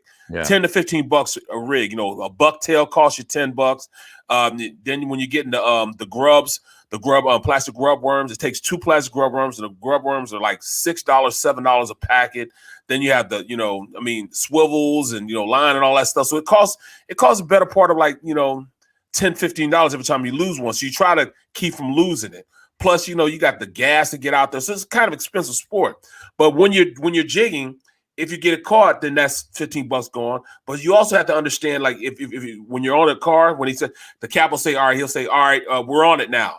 So you have to bring it up just a little bit. You have to reel up 2 reels just a little bit to try to set it on top of the car where the big fish are. If it drops down in there, they can pull your line in there. And now you're gonna lose the fish and you're gonna lose your and the rig. And the rig. Yeah. So it's an art to it. Yeah. You got to be patient with it, man. It's not as easy with as people did, but it's not as hard either because once you get the hang of it, it's good. Plus, you got to have a special rod and pole. It's got to be it's a lot involved with fishing, man. But I love it, man. I love it. Yeah, I didn't realize it was that from as far as the rig is concerned. Oh yeah, not rig and Murtaugh, but the rig. Right. That's all. Or not the big rig, Harry Higgs. No, where is Harry Higgs right now on the leaderboard? I'm not sure if he's playing this week. Can you take the week off? I'm not sure. Okay, just checking. But I'm kicking myself right now because I had Johnny Vegas in my lineup and I booted him last minute, and now he's kicking tail. I had to throw him in a couple of times as he came up for this tournament at least, one of the better strokes gained tee to green guy. Yeah, the putter goes south on him. Is that it? Yeah, but so I know putting is really key on these greens. So I shied away from him. My mistake. Oh, yeah. Are you in one of these swinging and ding it things? I didn't. Yeah, that's the one I'm in. Okay, well I didn't see that one, so I just went my own here. But look, so far so good. I am in 24th place on one, so that could net enough money where I can afford for Barrett, Batch, and Starks one night at dinner, right there. Oh, yeah? There we go. Look, if I come in top 20 in this tournament, I'm taking everybody out to dinner. There you go. That is the promise. I'd win some money in this one. Okay, that's all I'm saying. All right, I got 5 things that Jimmy Kempski is looking for in tonight's game. Okay, now before you get into those specifically, reminder, we'll touch on these, right? And it'll take us to the top because we have Ron Culver's fake trivia, not news, coming up in a couple of minutes. But without going into any of them specifically, how many of those are on your top 5 of what you're looking at? Let's see. 1, 2. 2. Okay. 2. How many? And now again, this is all blind. How many? Not that Barrett would agree with, but if we just went to Barrett and said, hey, give me your 5 things you're looking at for tonight, how many of those do you think would match up with what Jimmy Kempski is looking for tonight? I would say at least 3. At least? Yeah.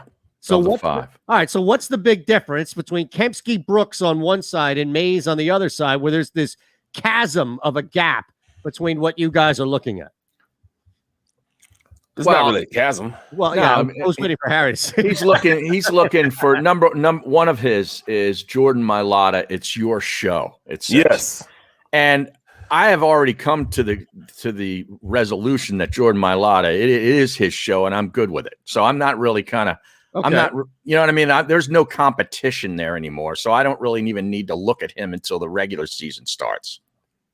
Well, I want to see if he's ready to take that next step, because it's going to dictate whether he's this offensive line is a top 5 offensive line or top 3, or is this going to be hit or miss as far as protecting whoever this quarterback's going to be. All right, so let's look at this. What's Kempski? That's number 1 is. No, that's number 3. That was number 3. So let's go with number 1. Then we'll break for fake trivia and then come back. Well, it's the obvious one. How does Jalen Hurts look? It's pretty basic. What is a specific? Is there any thing that he's looking for that we're not? I can't imagine. Right? We're all looking for the same thing, which is basically don't screw up. Right. Command. Yeah. Command. You know, command would probably be a better word than consistent. Yeah, touch on his passes. You know, the short to intermediate stuff. Holding on to the football. He had a turnover issue in the games that he played last year. Things like that. Getting everybody lined up. You know. Yep. Command. That's all that command of the game. I got to take that, Harry. I appreciate that. I'm going to use that tonight. Oh, yeah? Command. Yeah. Oh, there might be a shout-out to the show tonight. There we go. There we go. Will it be that, though? You know, I was talking to my co-host on the middle on the JAKIB Media YouTube page, Harry Mays. Hey, dinner's just going to be like, that's going to be like, get to the damn point. No, you know what he's going to say. He's like, I was out to dinner last night with my boy Charlie Batch, and we were talking about Jalen Hurts, and Charlie said, that's what it's going to be. Perfect. I got to be honest. I don't think that Mailata thing hit with Charlie, so I wouldn't expect it to be brought up on TV. But Starks was all over that, man. That's his thing, man. You know, he's kind of the same guy. Yeah, Max is kind of the same guy. Max loves to entertain like that. Here's the thing, though. I feel like he's got so much. I didn't know this about Max Starks. He could I did not know what to expect. I've done stuff with Charlie and like expanded stuff at NBC Sports Radio where he's come on shows and things like that. I know Charlie from watching him on TV. Like Charlie Batch is a seasoned storyteller, orator. Like he's seasoned at that. I didn't know anything at all about who Max Starks was off the field before he came on here. And all I want to do is hear more from Max Starks. Like I put you and Starks on a show, Brooks, and just have you guys do whatever. I mean, Max and Brooks just talk football. Philly to Pittsburgh, huh? I mean, this could work. Football. We got both sides of the state. This could work. We're back in 3 across the board. We're back at we just broke, didn't we, or did we not? We broke it at like 8. All right, yeah. So we're hanging here on the JAKIB Media YouTube page. Hit us up with a like. Make sure you're subscribed. We're live and local from the Fritz and B. Cooley Law Studios. If you know someone who suffered a personal injury, contact Brian Fritz directly. And the middle is sponsored by Pure Bull Beef Jerky. Get yours now at steersnacks.com. Fake Trivia, it's called today. Coming up next. Yeah, man. Now, this is what I have. You tell me. I got Brandon Grace at a top 20, 275.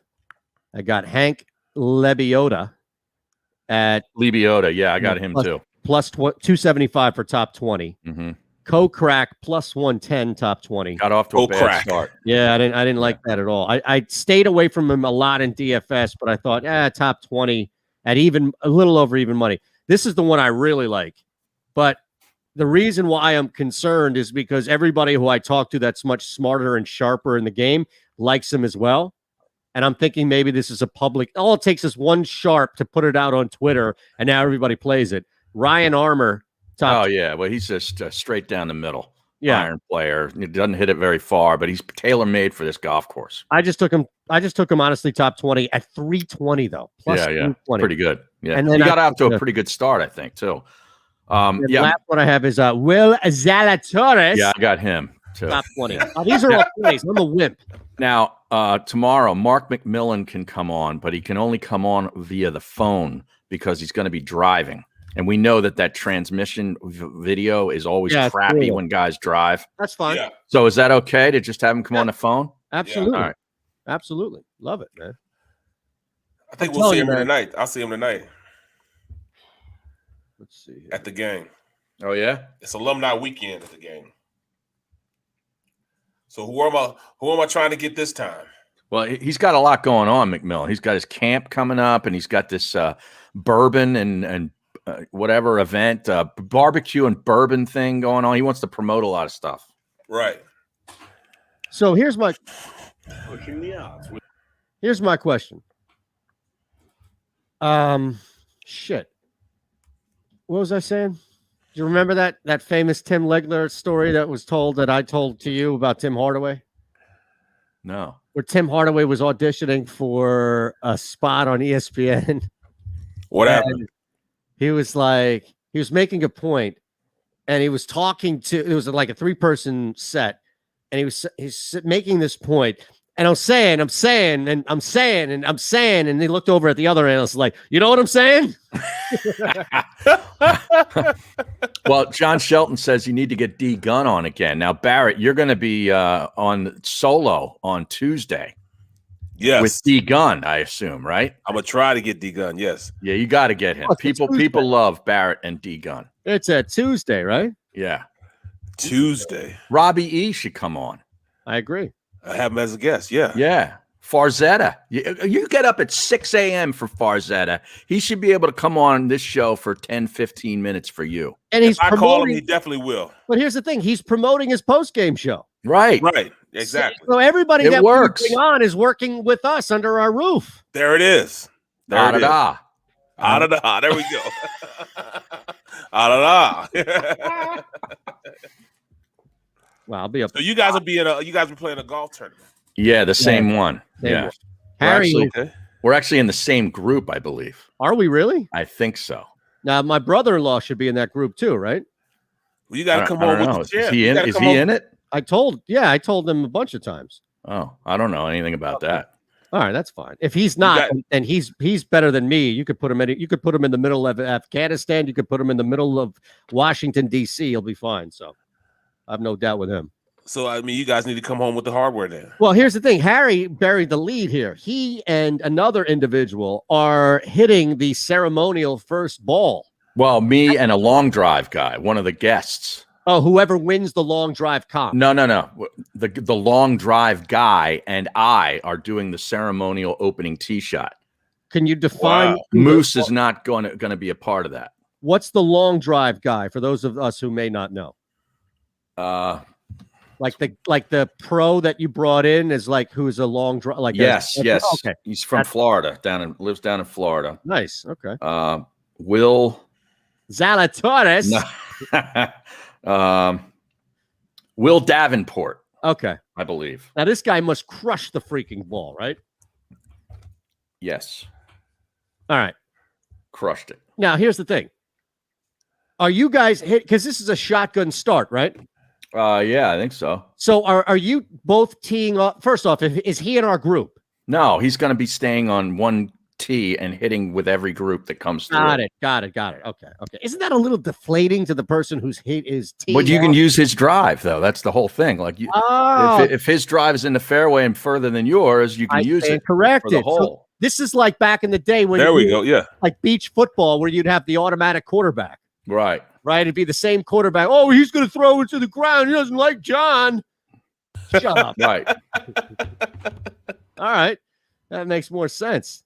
Wes Patterson is the guy. I'm sorry. I said it wrong. It's Wes Patterson. Now you have to be a Roy. Oh, sorry. We have fake trivia. Let's do this. I'll just leave you with this. You have to be a major, I don't know, sycophant in order to take a 220 drive in the rough just because it's your drive. Right. I hate that. Yeah. I'm out on anybody. That's why I hate scrambles in general. All right. I can't wait for this because Ron Culver is working off script. So whenever he works off script, we all just cross our fingers and hope for the best. Fake trivia, I'm told today, right? Fake trivia in honor of Field of Dreams game happening later on today. Oh, yeah, that's right. We didn't talk about that much today. Go ahead. Well, I mean, there's not much to talk about. I think the protocol for Field of Dreams game is tune in for like the first couple of innings and then do what you were originally going to do. Okay. Which probably watch NFL, unless you're Barrett and you don't get a chance. Yes. Even better point there. So we've all seen Field of Dreams. We know the movie. Shoeless Joe Jackson comes back from the dead to play ball with Kevin Costner's character, Ray Kinsella. But there are some hidden trivia facts that you may or may not have known. One widely known one that I was going to include in there, but I think I'm assuming everyone knows this, is that Ben Affleck and Matt Damon were in this movie. I did not know that, honestly. I didn't either.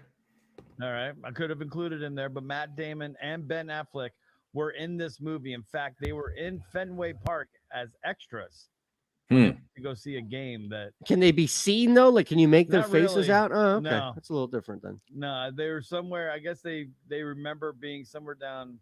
I don't even remember, somewhere like close to like the first baseline or third baseline, just behind the base, a few rows up. Isn't that when they were going to about the Moonlight Graham part of the movie? Yes. Yeah. Yeah. So they had already met James Earl Jones at that point, right? No, they were nowhere near. They were just extras in the stadium. No, I'm saying that part of the movie where they. Yeah, that's the part. Because that's when they went to Boston. Correct. Yeah. That's when Kevin Costner had kidnapped James Earl Jones. Correct. Yeah. J.D. Salinger. But they hadn't they hadn't become friends yet. Oh, look at that! I mean, this. I got into acting ever since I was an extra. I mean, I can hear Ben Affleck saying something stupid like that. Just kicked him in the freaking rear. Go up to the director of Field of Dreams on another movie and said, "Hey, it's great working with you again." And the director was confused and didn't understand what he was referring to. I tell you, if The you don't director, think Ben Affleck has been a star, if you don't think after taking off your job for 4 months and just training for 4 straight months that you can do what Ben Affleck does, then I got a bridge to sell you. Yeah, I could do it in 2 months. It's the easiest thing in the world. What he do it in one. Name your month. Good, All right. good. Here we go. No, Fake look, I'm trivia. not saying that he's De Niro and that, like, the most famous actor or actress of all time. That's easy. I'm saying what Ben Affleck is doing. You're is just saying that you two could do a crappy Australian accent. Yes. There it is. Yes. I don't know. Okay, so we haven't even Tyler's began the stomach. trivia element of this segment yet, right? No, we haven't. Here we go. Ray, we can bust through these real quickly. All right. Here we go. Field of Dreams trivia. Number 1. The voice is credited simply as himself, and the identity of the actor who provided it remains unknown. Although it is widely believed that the voice was Ed Harris, the real-life husband of Amy Madigan. Amy Madigan was the co-star in the movie. Yeah. She was She was Costner's wife. Now, wasn't Ed Harris in the movie? No. No, I don't think. I don't remember him. So I believe that. you believe that to be true? Yeah. It didn't say. It sounded too. In my head, it sounds like a too high of an octave for Ed Harris. No, I'm saying it's rumored that it was him. Well, that's part of the. This is part of the trivia, though. Yeah. If I don't believe that Ed Harris was in it, then I'm going to say it's false. Is my point. Right. Oh, but you're saying the rumor could cover you, is what? Oh, I see what you mean. I'm going to say that to be false. Barrett. I don't know. I'll go true.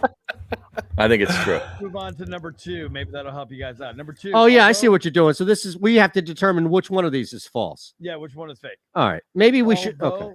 Although his character delivers the movie's signature speech praising baseball, in real life, James Earl Jones hates baseball.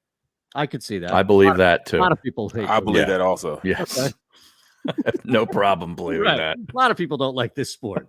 And then finally, number 3. This was the second feature film that paired Amy Madigan and Gabby Hoffman as mother and daughter. See, that's such a specific Wow. where it's almost like Ron is counting on us to A, not know, and B, as Barrett just said, I don't know, and almost assuming that it's true. Like it. Now I think I talked myself into 3 being fake. Mm-hmm. Me too. Although it's such a specific thing, like It almost sounds like it has to be true. yeah, I agree on that one now. And that's why I think it's not. All right, so All right, I'm Harry, you're going. going 3. Yeah, I'm I'll go going 3. 3 also. What was Because 2 I don't know again? 1. Number 2 was James Earl Jones. James Earl Jones hates baseball, Number yeah. 1 was the voice, who was rumored to be Ed Harris. All right, I'm just gonna pivot because what the hell, and go 2. In the odd event that is false, I'll say 2.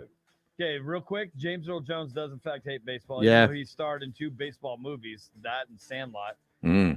People do. The rumor is that Ed Harris. Ah, look at you guys. But the last one is fake. They only played mother and daughter in Field of Dreams. I don't know what you would call Amy Madigan in Uncle Buck. Oh, she's like the older sister, isn't she? Right. Or aunt. She was the wife.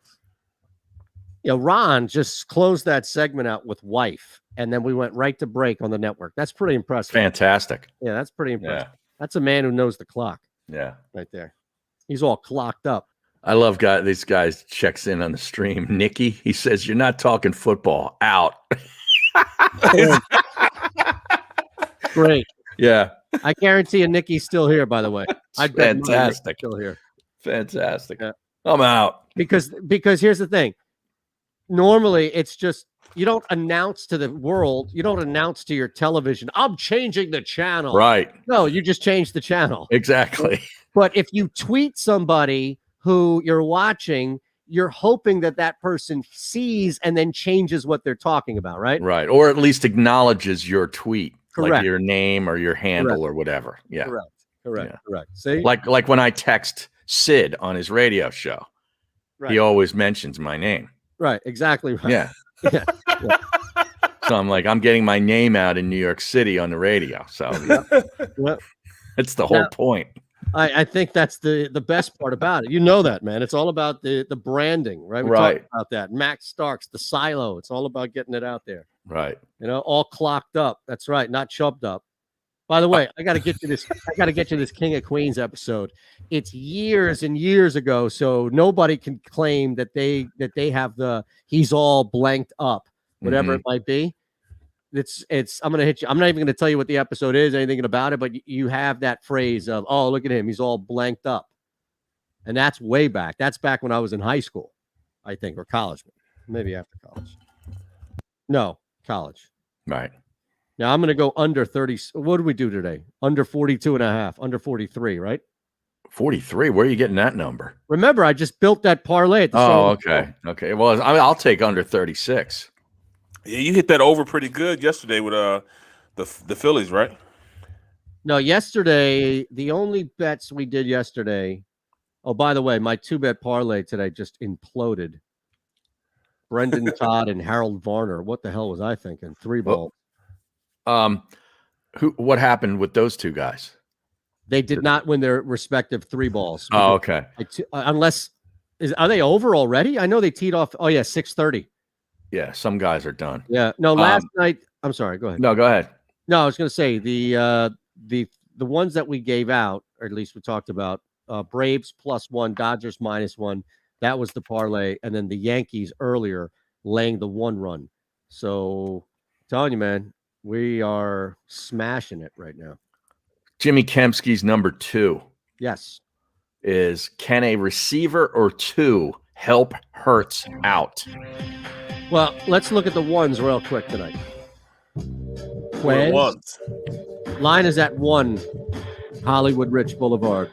This is the middle on the sports map. I would play a teaser. Presented by Rocket To be Mortgage. honest with you, if you Live can from get the one. O'Reilly Auto Parts Studios. Here's Eytan Shander, Barrett Brooks, and Harry Mays.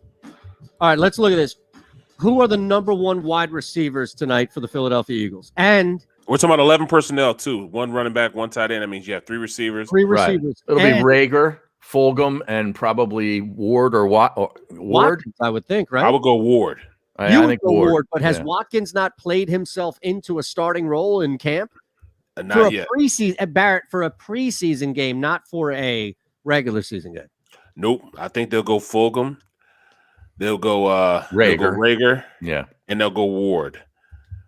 Next set will be Watkins and JJ Arcega-Whiteside. Yep. Now, Hightower's hurt, right? I believe so. And he's probably going to get cut anyway, right? Yep. And Patton's hurt. So they moved Killings straight to a wide receiver. Now he's no longer even a running back now. Wow. I mean, that's all I see him is working with the wide receivers. So I don't know if his hands are good enough to be a wide receiver. Tell you, build a prop. You can look at that money line and the points, Steelers and the under, right? What do you have it at? 36? 36. So how demonstrative is your play that this thing's going to go under? Like, are you looking at just clearing it, or are you looking at like a 28-point total? I think this is probably like a 16-10 type game. Okay, I'm glad you said that because I think we all agree that, well, I don't know, actually. Do we agree that the Steelers win this game tonight? I don't know who wins it. I don't know who wins it, but I know that I'm it's saying not going to be a lot of points. Not a lot of points. Okay. Yeah. I mean, the Eagles have a pretty good defense as they're constructed right now. With them, some of the starters. Yeah, when with Nelson now on board. Yeah. Yes. I would agree with you. Yeah, and but then we already know that we saw what the Steelers are as far as their defense. Their defense is pretty good.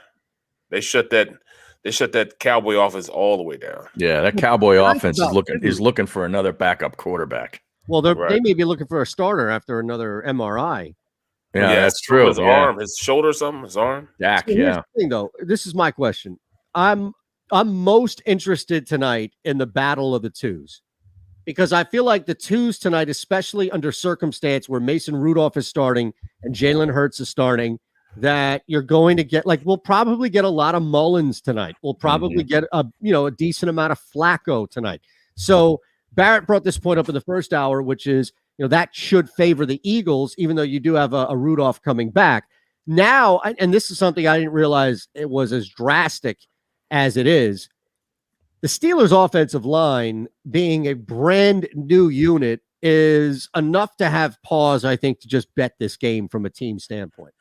Yeah. Like, if there were three guys on that starting line who came back this year, then I would say, all right, Steelers could set the tone. You've got backups who have been backups coming in. There's a sense of continuity there. 5 guys, one of them just returning, being in a different position.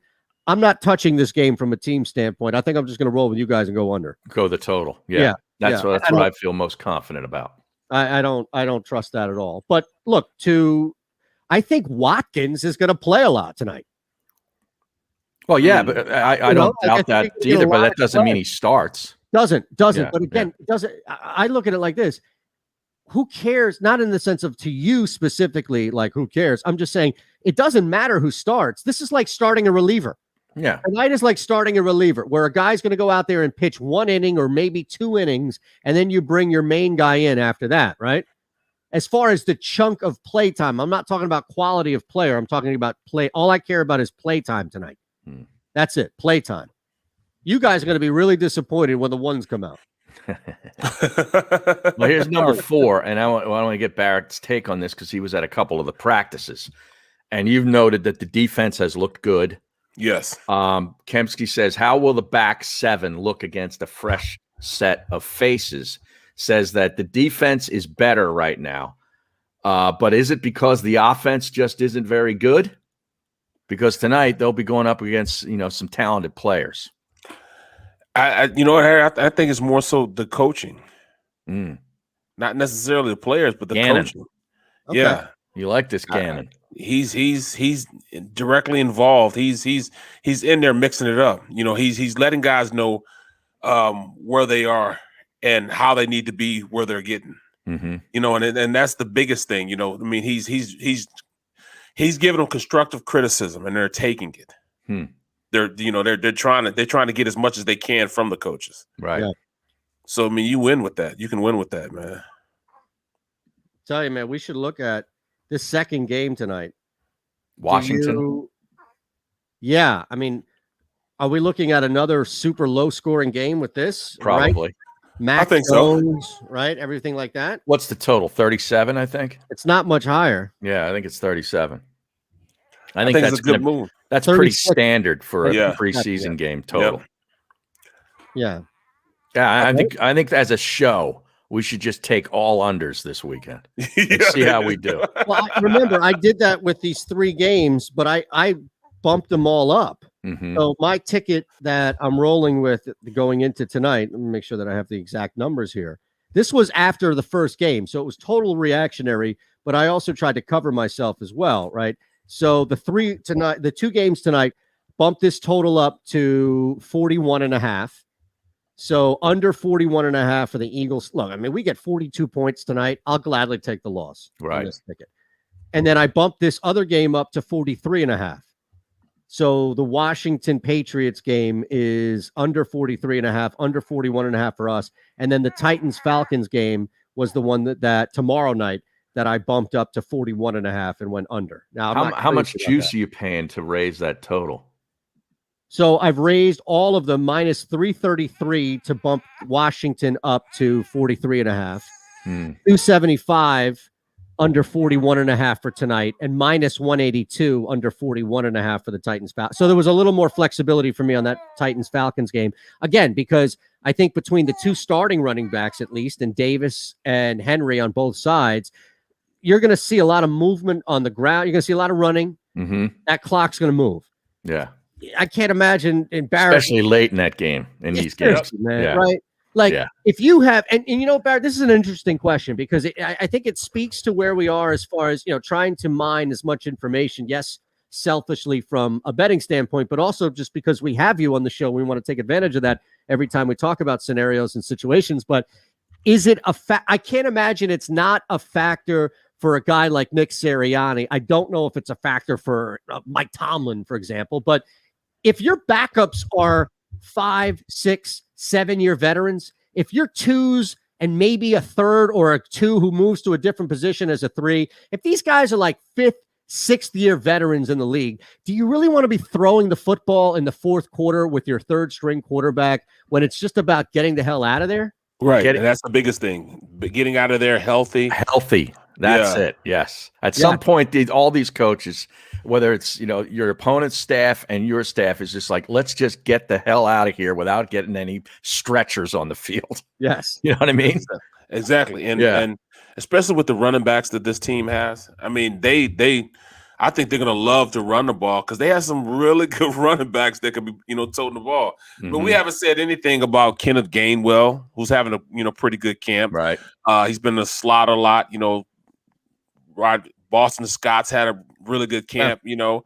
Jordan Howard, you know, has done his thing. I mean, they're going to run the ball. They're going to want to run the ball. You know, they want to see what Kerryon Johnson can do. You know, they just traded for him. Right. Elijah Holyfield looks like Tarzan, man. I'm telling you, talking about a good-looking kid. He looks like he fits the bar. He looks like an MMA fighter mixed with a football player. Can't believe that he hasn't been plucked by some team off that practice squad. Right. I mean, he should be running the ball in the NFL. Exactly. Give me a break. Exactly. Yeah, why is that not? I don't know. I don't know either. I mean, he can play, man. He Yeah. can play. He's had a good camp, man. I know he's going to be a good kickoff return guy for him, you know, if they keep him on the team. You know, so those guys are going to get a lot of reps, and hopefully they're running the rock, especially with this offensive line they have. I mean, even the 2 offensive line is pretty good. All right, now we heard Teddy squawking a little bit about a minute or 2 ago when Eytan was deciding on taking the total under, and Joey B points out Teddy is disagreeing. He says, "Dad, take the over." Take the over. So is there anything to that? Do you think through osmosis this kid is picking up, you know, the gambling bug? It's in his genes, right? It's genetic. Yeah, he's definitely picking up something here. I tell you, I don't even know what to expect from this kid. Like, he's probably just going to be the polar opposite, and just look at me like the majority of people on social and who have followed me forever. Look at me like I have to take this guy seriously. That's what I'm expecting more so than anything else. It's just at some point in his life, it's going to hit where he's looking over and saying, like, really, I got to take this guy seriously. And that's probably going to be before the rebellious, you know, teenage years and everything that come from that. So no. Now I tried to, you know, bring him up and show you and all, and he dropped his damn thing now. So we got to get a new one in the break. Oh, the binky? Yeah. Binky thing. It's great, man. It's magic. I'm telling you, Steph Curry should put out a line of binkies, like his own line for kids. He'd make $1 gazillion. Yeah, because he basically chews that mouthpiece like a binky.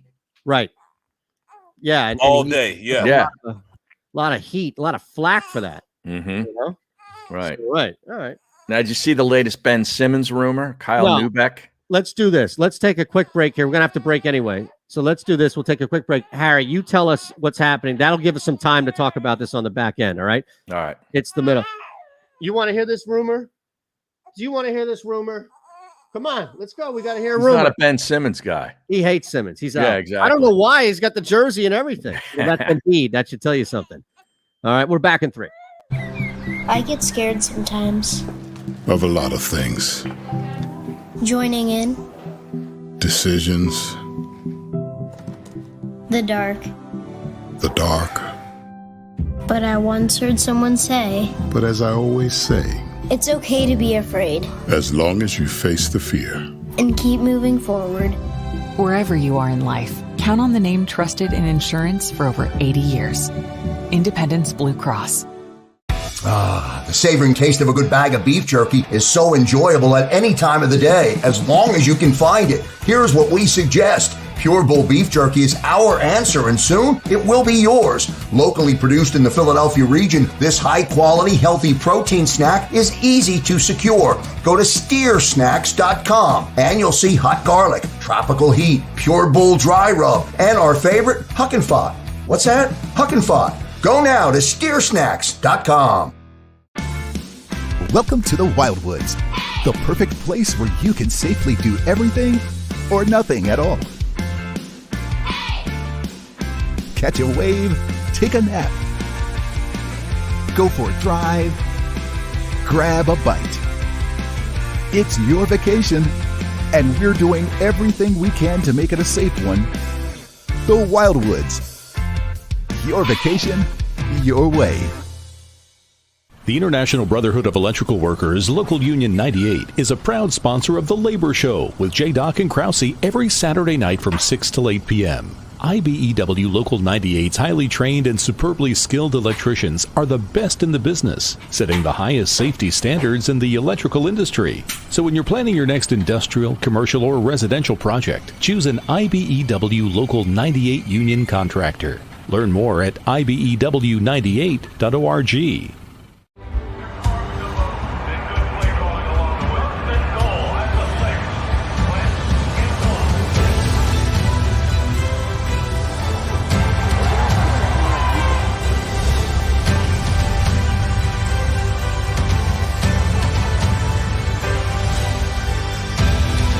On the field of life, First Trust Bank is there for you.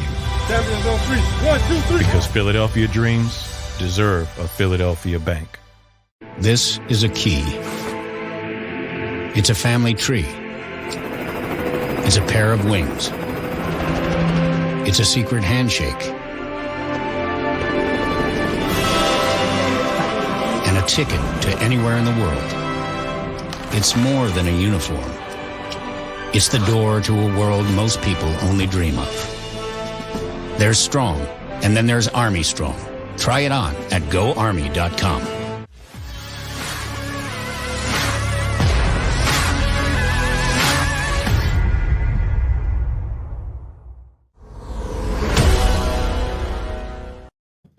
You're listening to The Middle on the Sports Map Radio Network. Presented by Rocket Mortgage. Live from the O'Reilly Auto Parts Studios, here's Eytan Shander, Barrett Brooks, and Harry Mays. All right, so we only have a couple of minutes here, and I wonder if we should just listen to these two new promos from Ron Culver and then do the Newbeck story in overtime. Yeah, that's fine.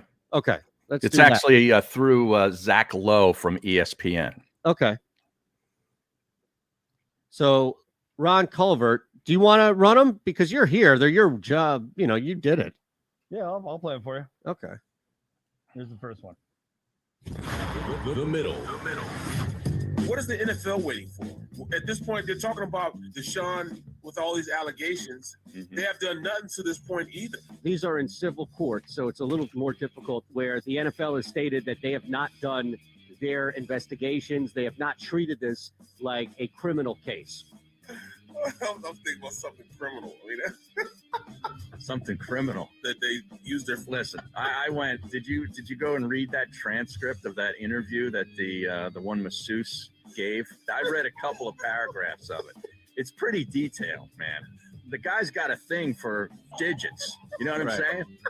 But hey, if you can put 35 to 38 digits up on the board every week, that's what we're all here for, right? Cover spreads.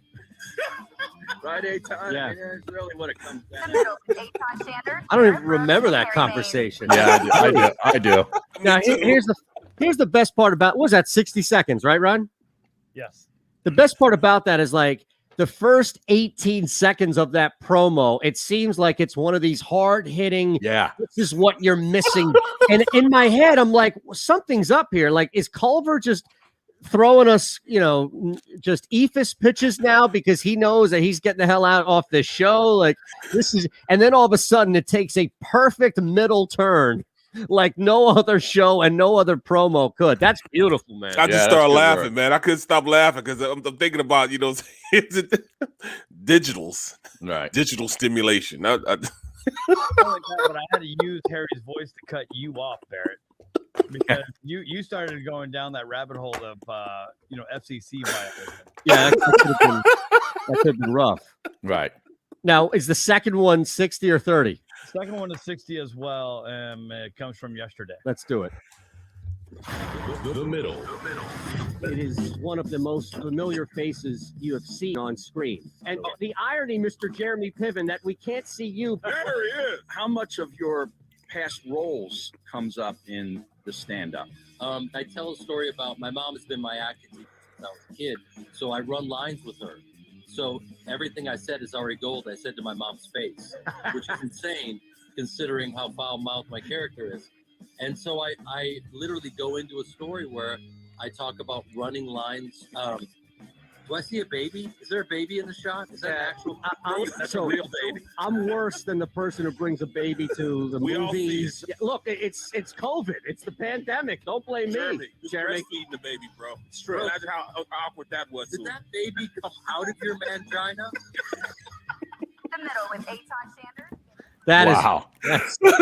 Wow. Same right there, man.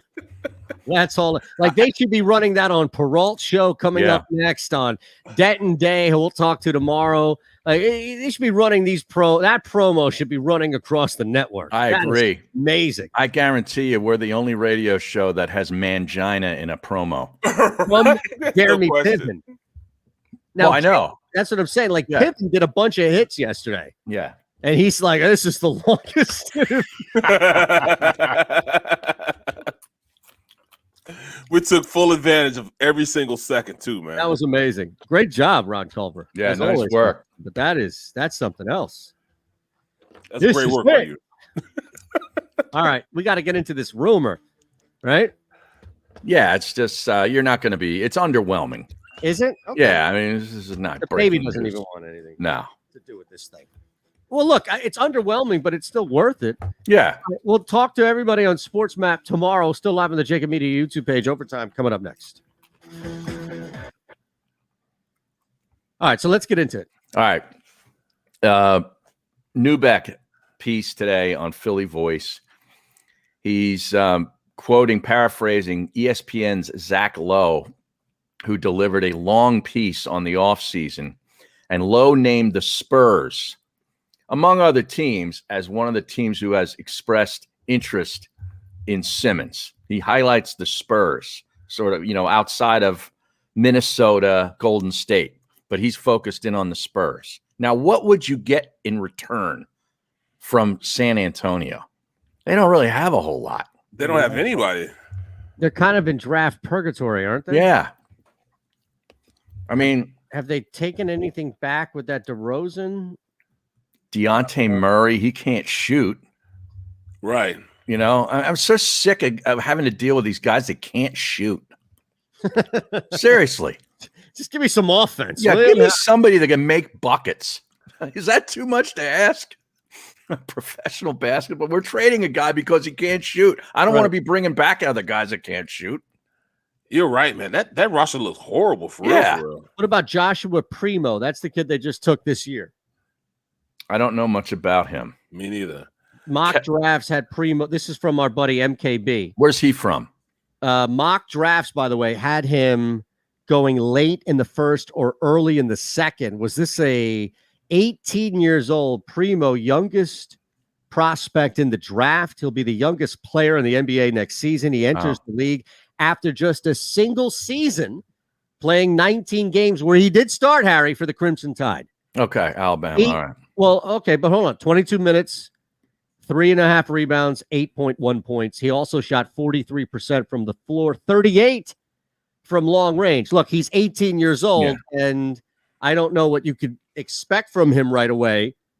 But if he's your 8th or 9th man, I don't know if he could even play at that point in the league right now. But maybe he scores 8 points a game in college. How many threes could he be jacking up? Not probably 1 or 2 a game, right? That's fair. Yeah. So the percentage doesn't really mean much to me. Now, is this somebody like Corey Maggette who didn't play at all, and you knew just because of the team was stacked ahead of him, and it was just about getting him to the league? Yeah, before he got hurt. But that rumor was just as bad as the Minnesota rumor, man. I don't want anything from Minnesota either. So here's what I was thinking, Barrett. You raise an interesting point about Minnesota. So remember, I think this was over the weekend or maybe Friday. Kendrick Perkins came out with something that is just utterly and absurdly ridiculous on the surface, which is Ben Simmons is prepared to sit out until he's traded. Yeah. He's under contract for the next 3-4 years with a ton of money owed to him. No way in hell is he going to sit out. So we know this is, if it's true, which I didn't even believe it's true because it didn't make sense. August 10th is when it came out. Like, how in the world would Daryl Morey go back to Ben Simmons and say, we're not going to trade you August 10th? It's way too early to make that statement. But now as we talk through this, I'm trying to think, all right, let me give Perk, not that he deserves it on this report, the benefit of the doubt here and try and figure out a scenario that makes sense. Why would, after it's been reported, gentlemen, from both Woj and Shams, that Simmons and his camp Clutch were actively okay and involved in helping to trade Ben Simmons? Why would it go from that to a 180, which is, hey, man, we're prepared to sit out until he's dealt? The only way I'm thinking this could make sense to me would be if Daryl Morey went back to Clutch and said, we got your trade, brother. It's either San Antonio or Minnesota. Mm-hmm. And Ben Simmons is like, what? I ain't going there. Exactly. Right. So maybe Perk is right in some regard where this is a leverage play, not to trade him in the first place, but to not trade him to both Minnesota, as Barrett said, and San Antonio, as we said, which is not enticing at all. Does that make sense? Yeah, it does. I could see that. And John Dickerson on the stream points out that they've got Lonnie Walker down there in San Antonio. He's from Reading High. I like him.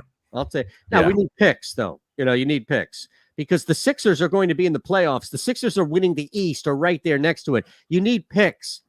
I love Daryl Morey, but I don't know what their long-term success is going to be drafting at the end of the first round. Why not give your opportunities a better chance, even if you're drafting like 13th or 14th, right, as opposed to 29th and 30th? Right. The back end of the lottery. Yeah. Yeah. I'm trying to think, man. I mean, I don't see any work. I mean, you're still not going to get anything close with either organization to a Ben Simmons in return. Yeah, you're just not going to get probably not. There's no probably to. I mean, they're not. Yeah. I mean, even. Yeah. So what? You're not doing it? No. Well, what if the guy says, "I want out"? I mean, you've played a Ben game Simmons, at the same level. Bring your ass back here and play defense. Yeah, but you're looking at now. Look at you standing for the squad now. Look at you standing up, capping for management. Barrett, come on, put yourself back into a player mode where you go to the general manager of the Detroit Lions and say, "This is it. I'm out. Like, I can't do this anymore." And again, like that. I don't know what happens if that's the point. What happens if Simmons is like, "I've had it here"? I'm sure you thought that. If you haven't said it to your agent or manager, I'm sure you've thought that at points. Yeah, man, but still, man, here's the old. All right, this is it. This is it in a nutshell. This is it in a nutshell right here, man. He did him to himself. The organization didn't do it to him. They didn't stop him from shooting or dunking that last basketball. No, I know. I get that. They didn't do anything. But he looks at it upon them that they want to change his game. They're not satisfied with what he already brings to the table. He's not. That's all him. What do you mean? He's satisfied with his game. That's been the biggest. But he's really not, because he was so scared. He was out of sorts. He even said it to everyone that, I don't know what was wrong with me. It's in my head. You know what I'm saying? He said that stuff. The organization didn't. Organization hasn't said anything, but all right, he wants to trade. Yes, but remember, we've had both Woj and Shams incorporate Simmons and Clutch in their tweets reporting, saying that they're okay with it, that they're publicly on board with it. So that's where this whole thing of the frame of, oh, Simmons is going to sit out, Simmons is going to sit out seemed a little odd. I don't know. I mean, like this relationship, it feels a lot like Carson Wentz. Yeah, it's fractured. He's trying to look like he's looking like he's trying to make himself out the victim. No, you did it to yourself. This is all self-inflicted wounds. You know, he needs to, you know, pull his head out his ass and play ball, man. You know, they didn't tell him not to shoot free throws. They didn't tell him not to dunk the basketball. They didn't tell him that to not average over, you know, 10 points a game. That's all him. Yeah, but I you know, they support him with everything. Doc Rivers supported all that. Correct. Right. But here's the thing. Until now. Right. One dynamic, and this is what makes it so unique, where we can't find these examples in sports, or this example in sports, is Ben Simmons does do things not only well at an all NBA level. So it's not to justify Barrett what he doesn't do. It's to say that he stands on enough ground where he's like, hey, man, I don't need to be an all-star shooter. Right. I don't need to score 20 a game. I'm one of the best players in the NBA, one of the best young players in the NBA. As is, right. Yeah. And that's where I think, and look, to his credit, he has not rested on any laurels on defense. He's got significantly better on defense since he's come in the game. He's become even a better passer, as gifted as he is to move the ball since he's come in the game. So that's where, I think there's such a disconnect between Simmons and the entire fan base, including me and Harry on your side, Barrett, is Simmons is like, dude, I do 95% of these things at an all NBA or all-star level. I do one thing at a dog shit level. I'm good. Right. Like, isn't that enough for you? Yeah, exactly. Right. Are you not entertained? Exactly.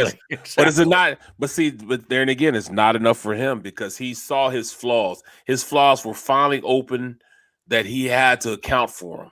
You know, he used to be able to say, all right, you know, I'm an all-star. Well, this time he, by himself, saw the flaws and reacted to the flaws and saw what he was bringing. So you think he's going to change? I mean, he has to change. Don't give me the Rocky, dog. Yeah. Now, Play Action Real wants a shout out from you, Barrett. For his son, Colin. It's his birthday. Oh, get out. Let me see. Hold on. Where's it? Let me see it. 106. August 12th. That's a good month. That's a strong month. August 12th? Yeah. That's my brother and mother are in 5 days. So this is a great range. What's his name? Colin. Well, yeah. All right. Happy birthday, Colin.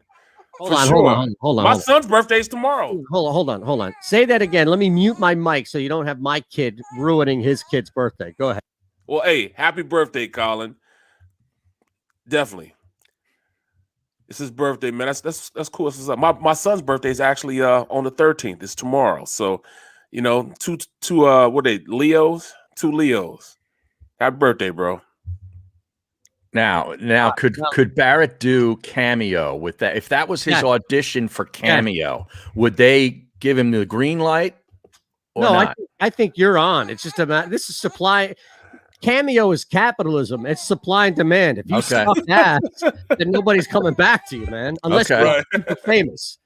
So yeah, I think Barrett passed I'd hire Barrett on Cameo. Well, Joey B's saying send Barrett $40 for his Cameo account. There you go. All right, we're out of here. We're back tomorrow. Thanks, everybody. We'll see you at 11 a.m. post Eagles. Have a great day.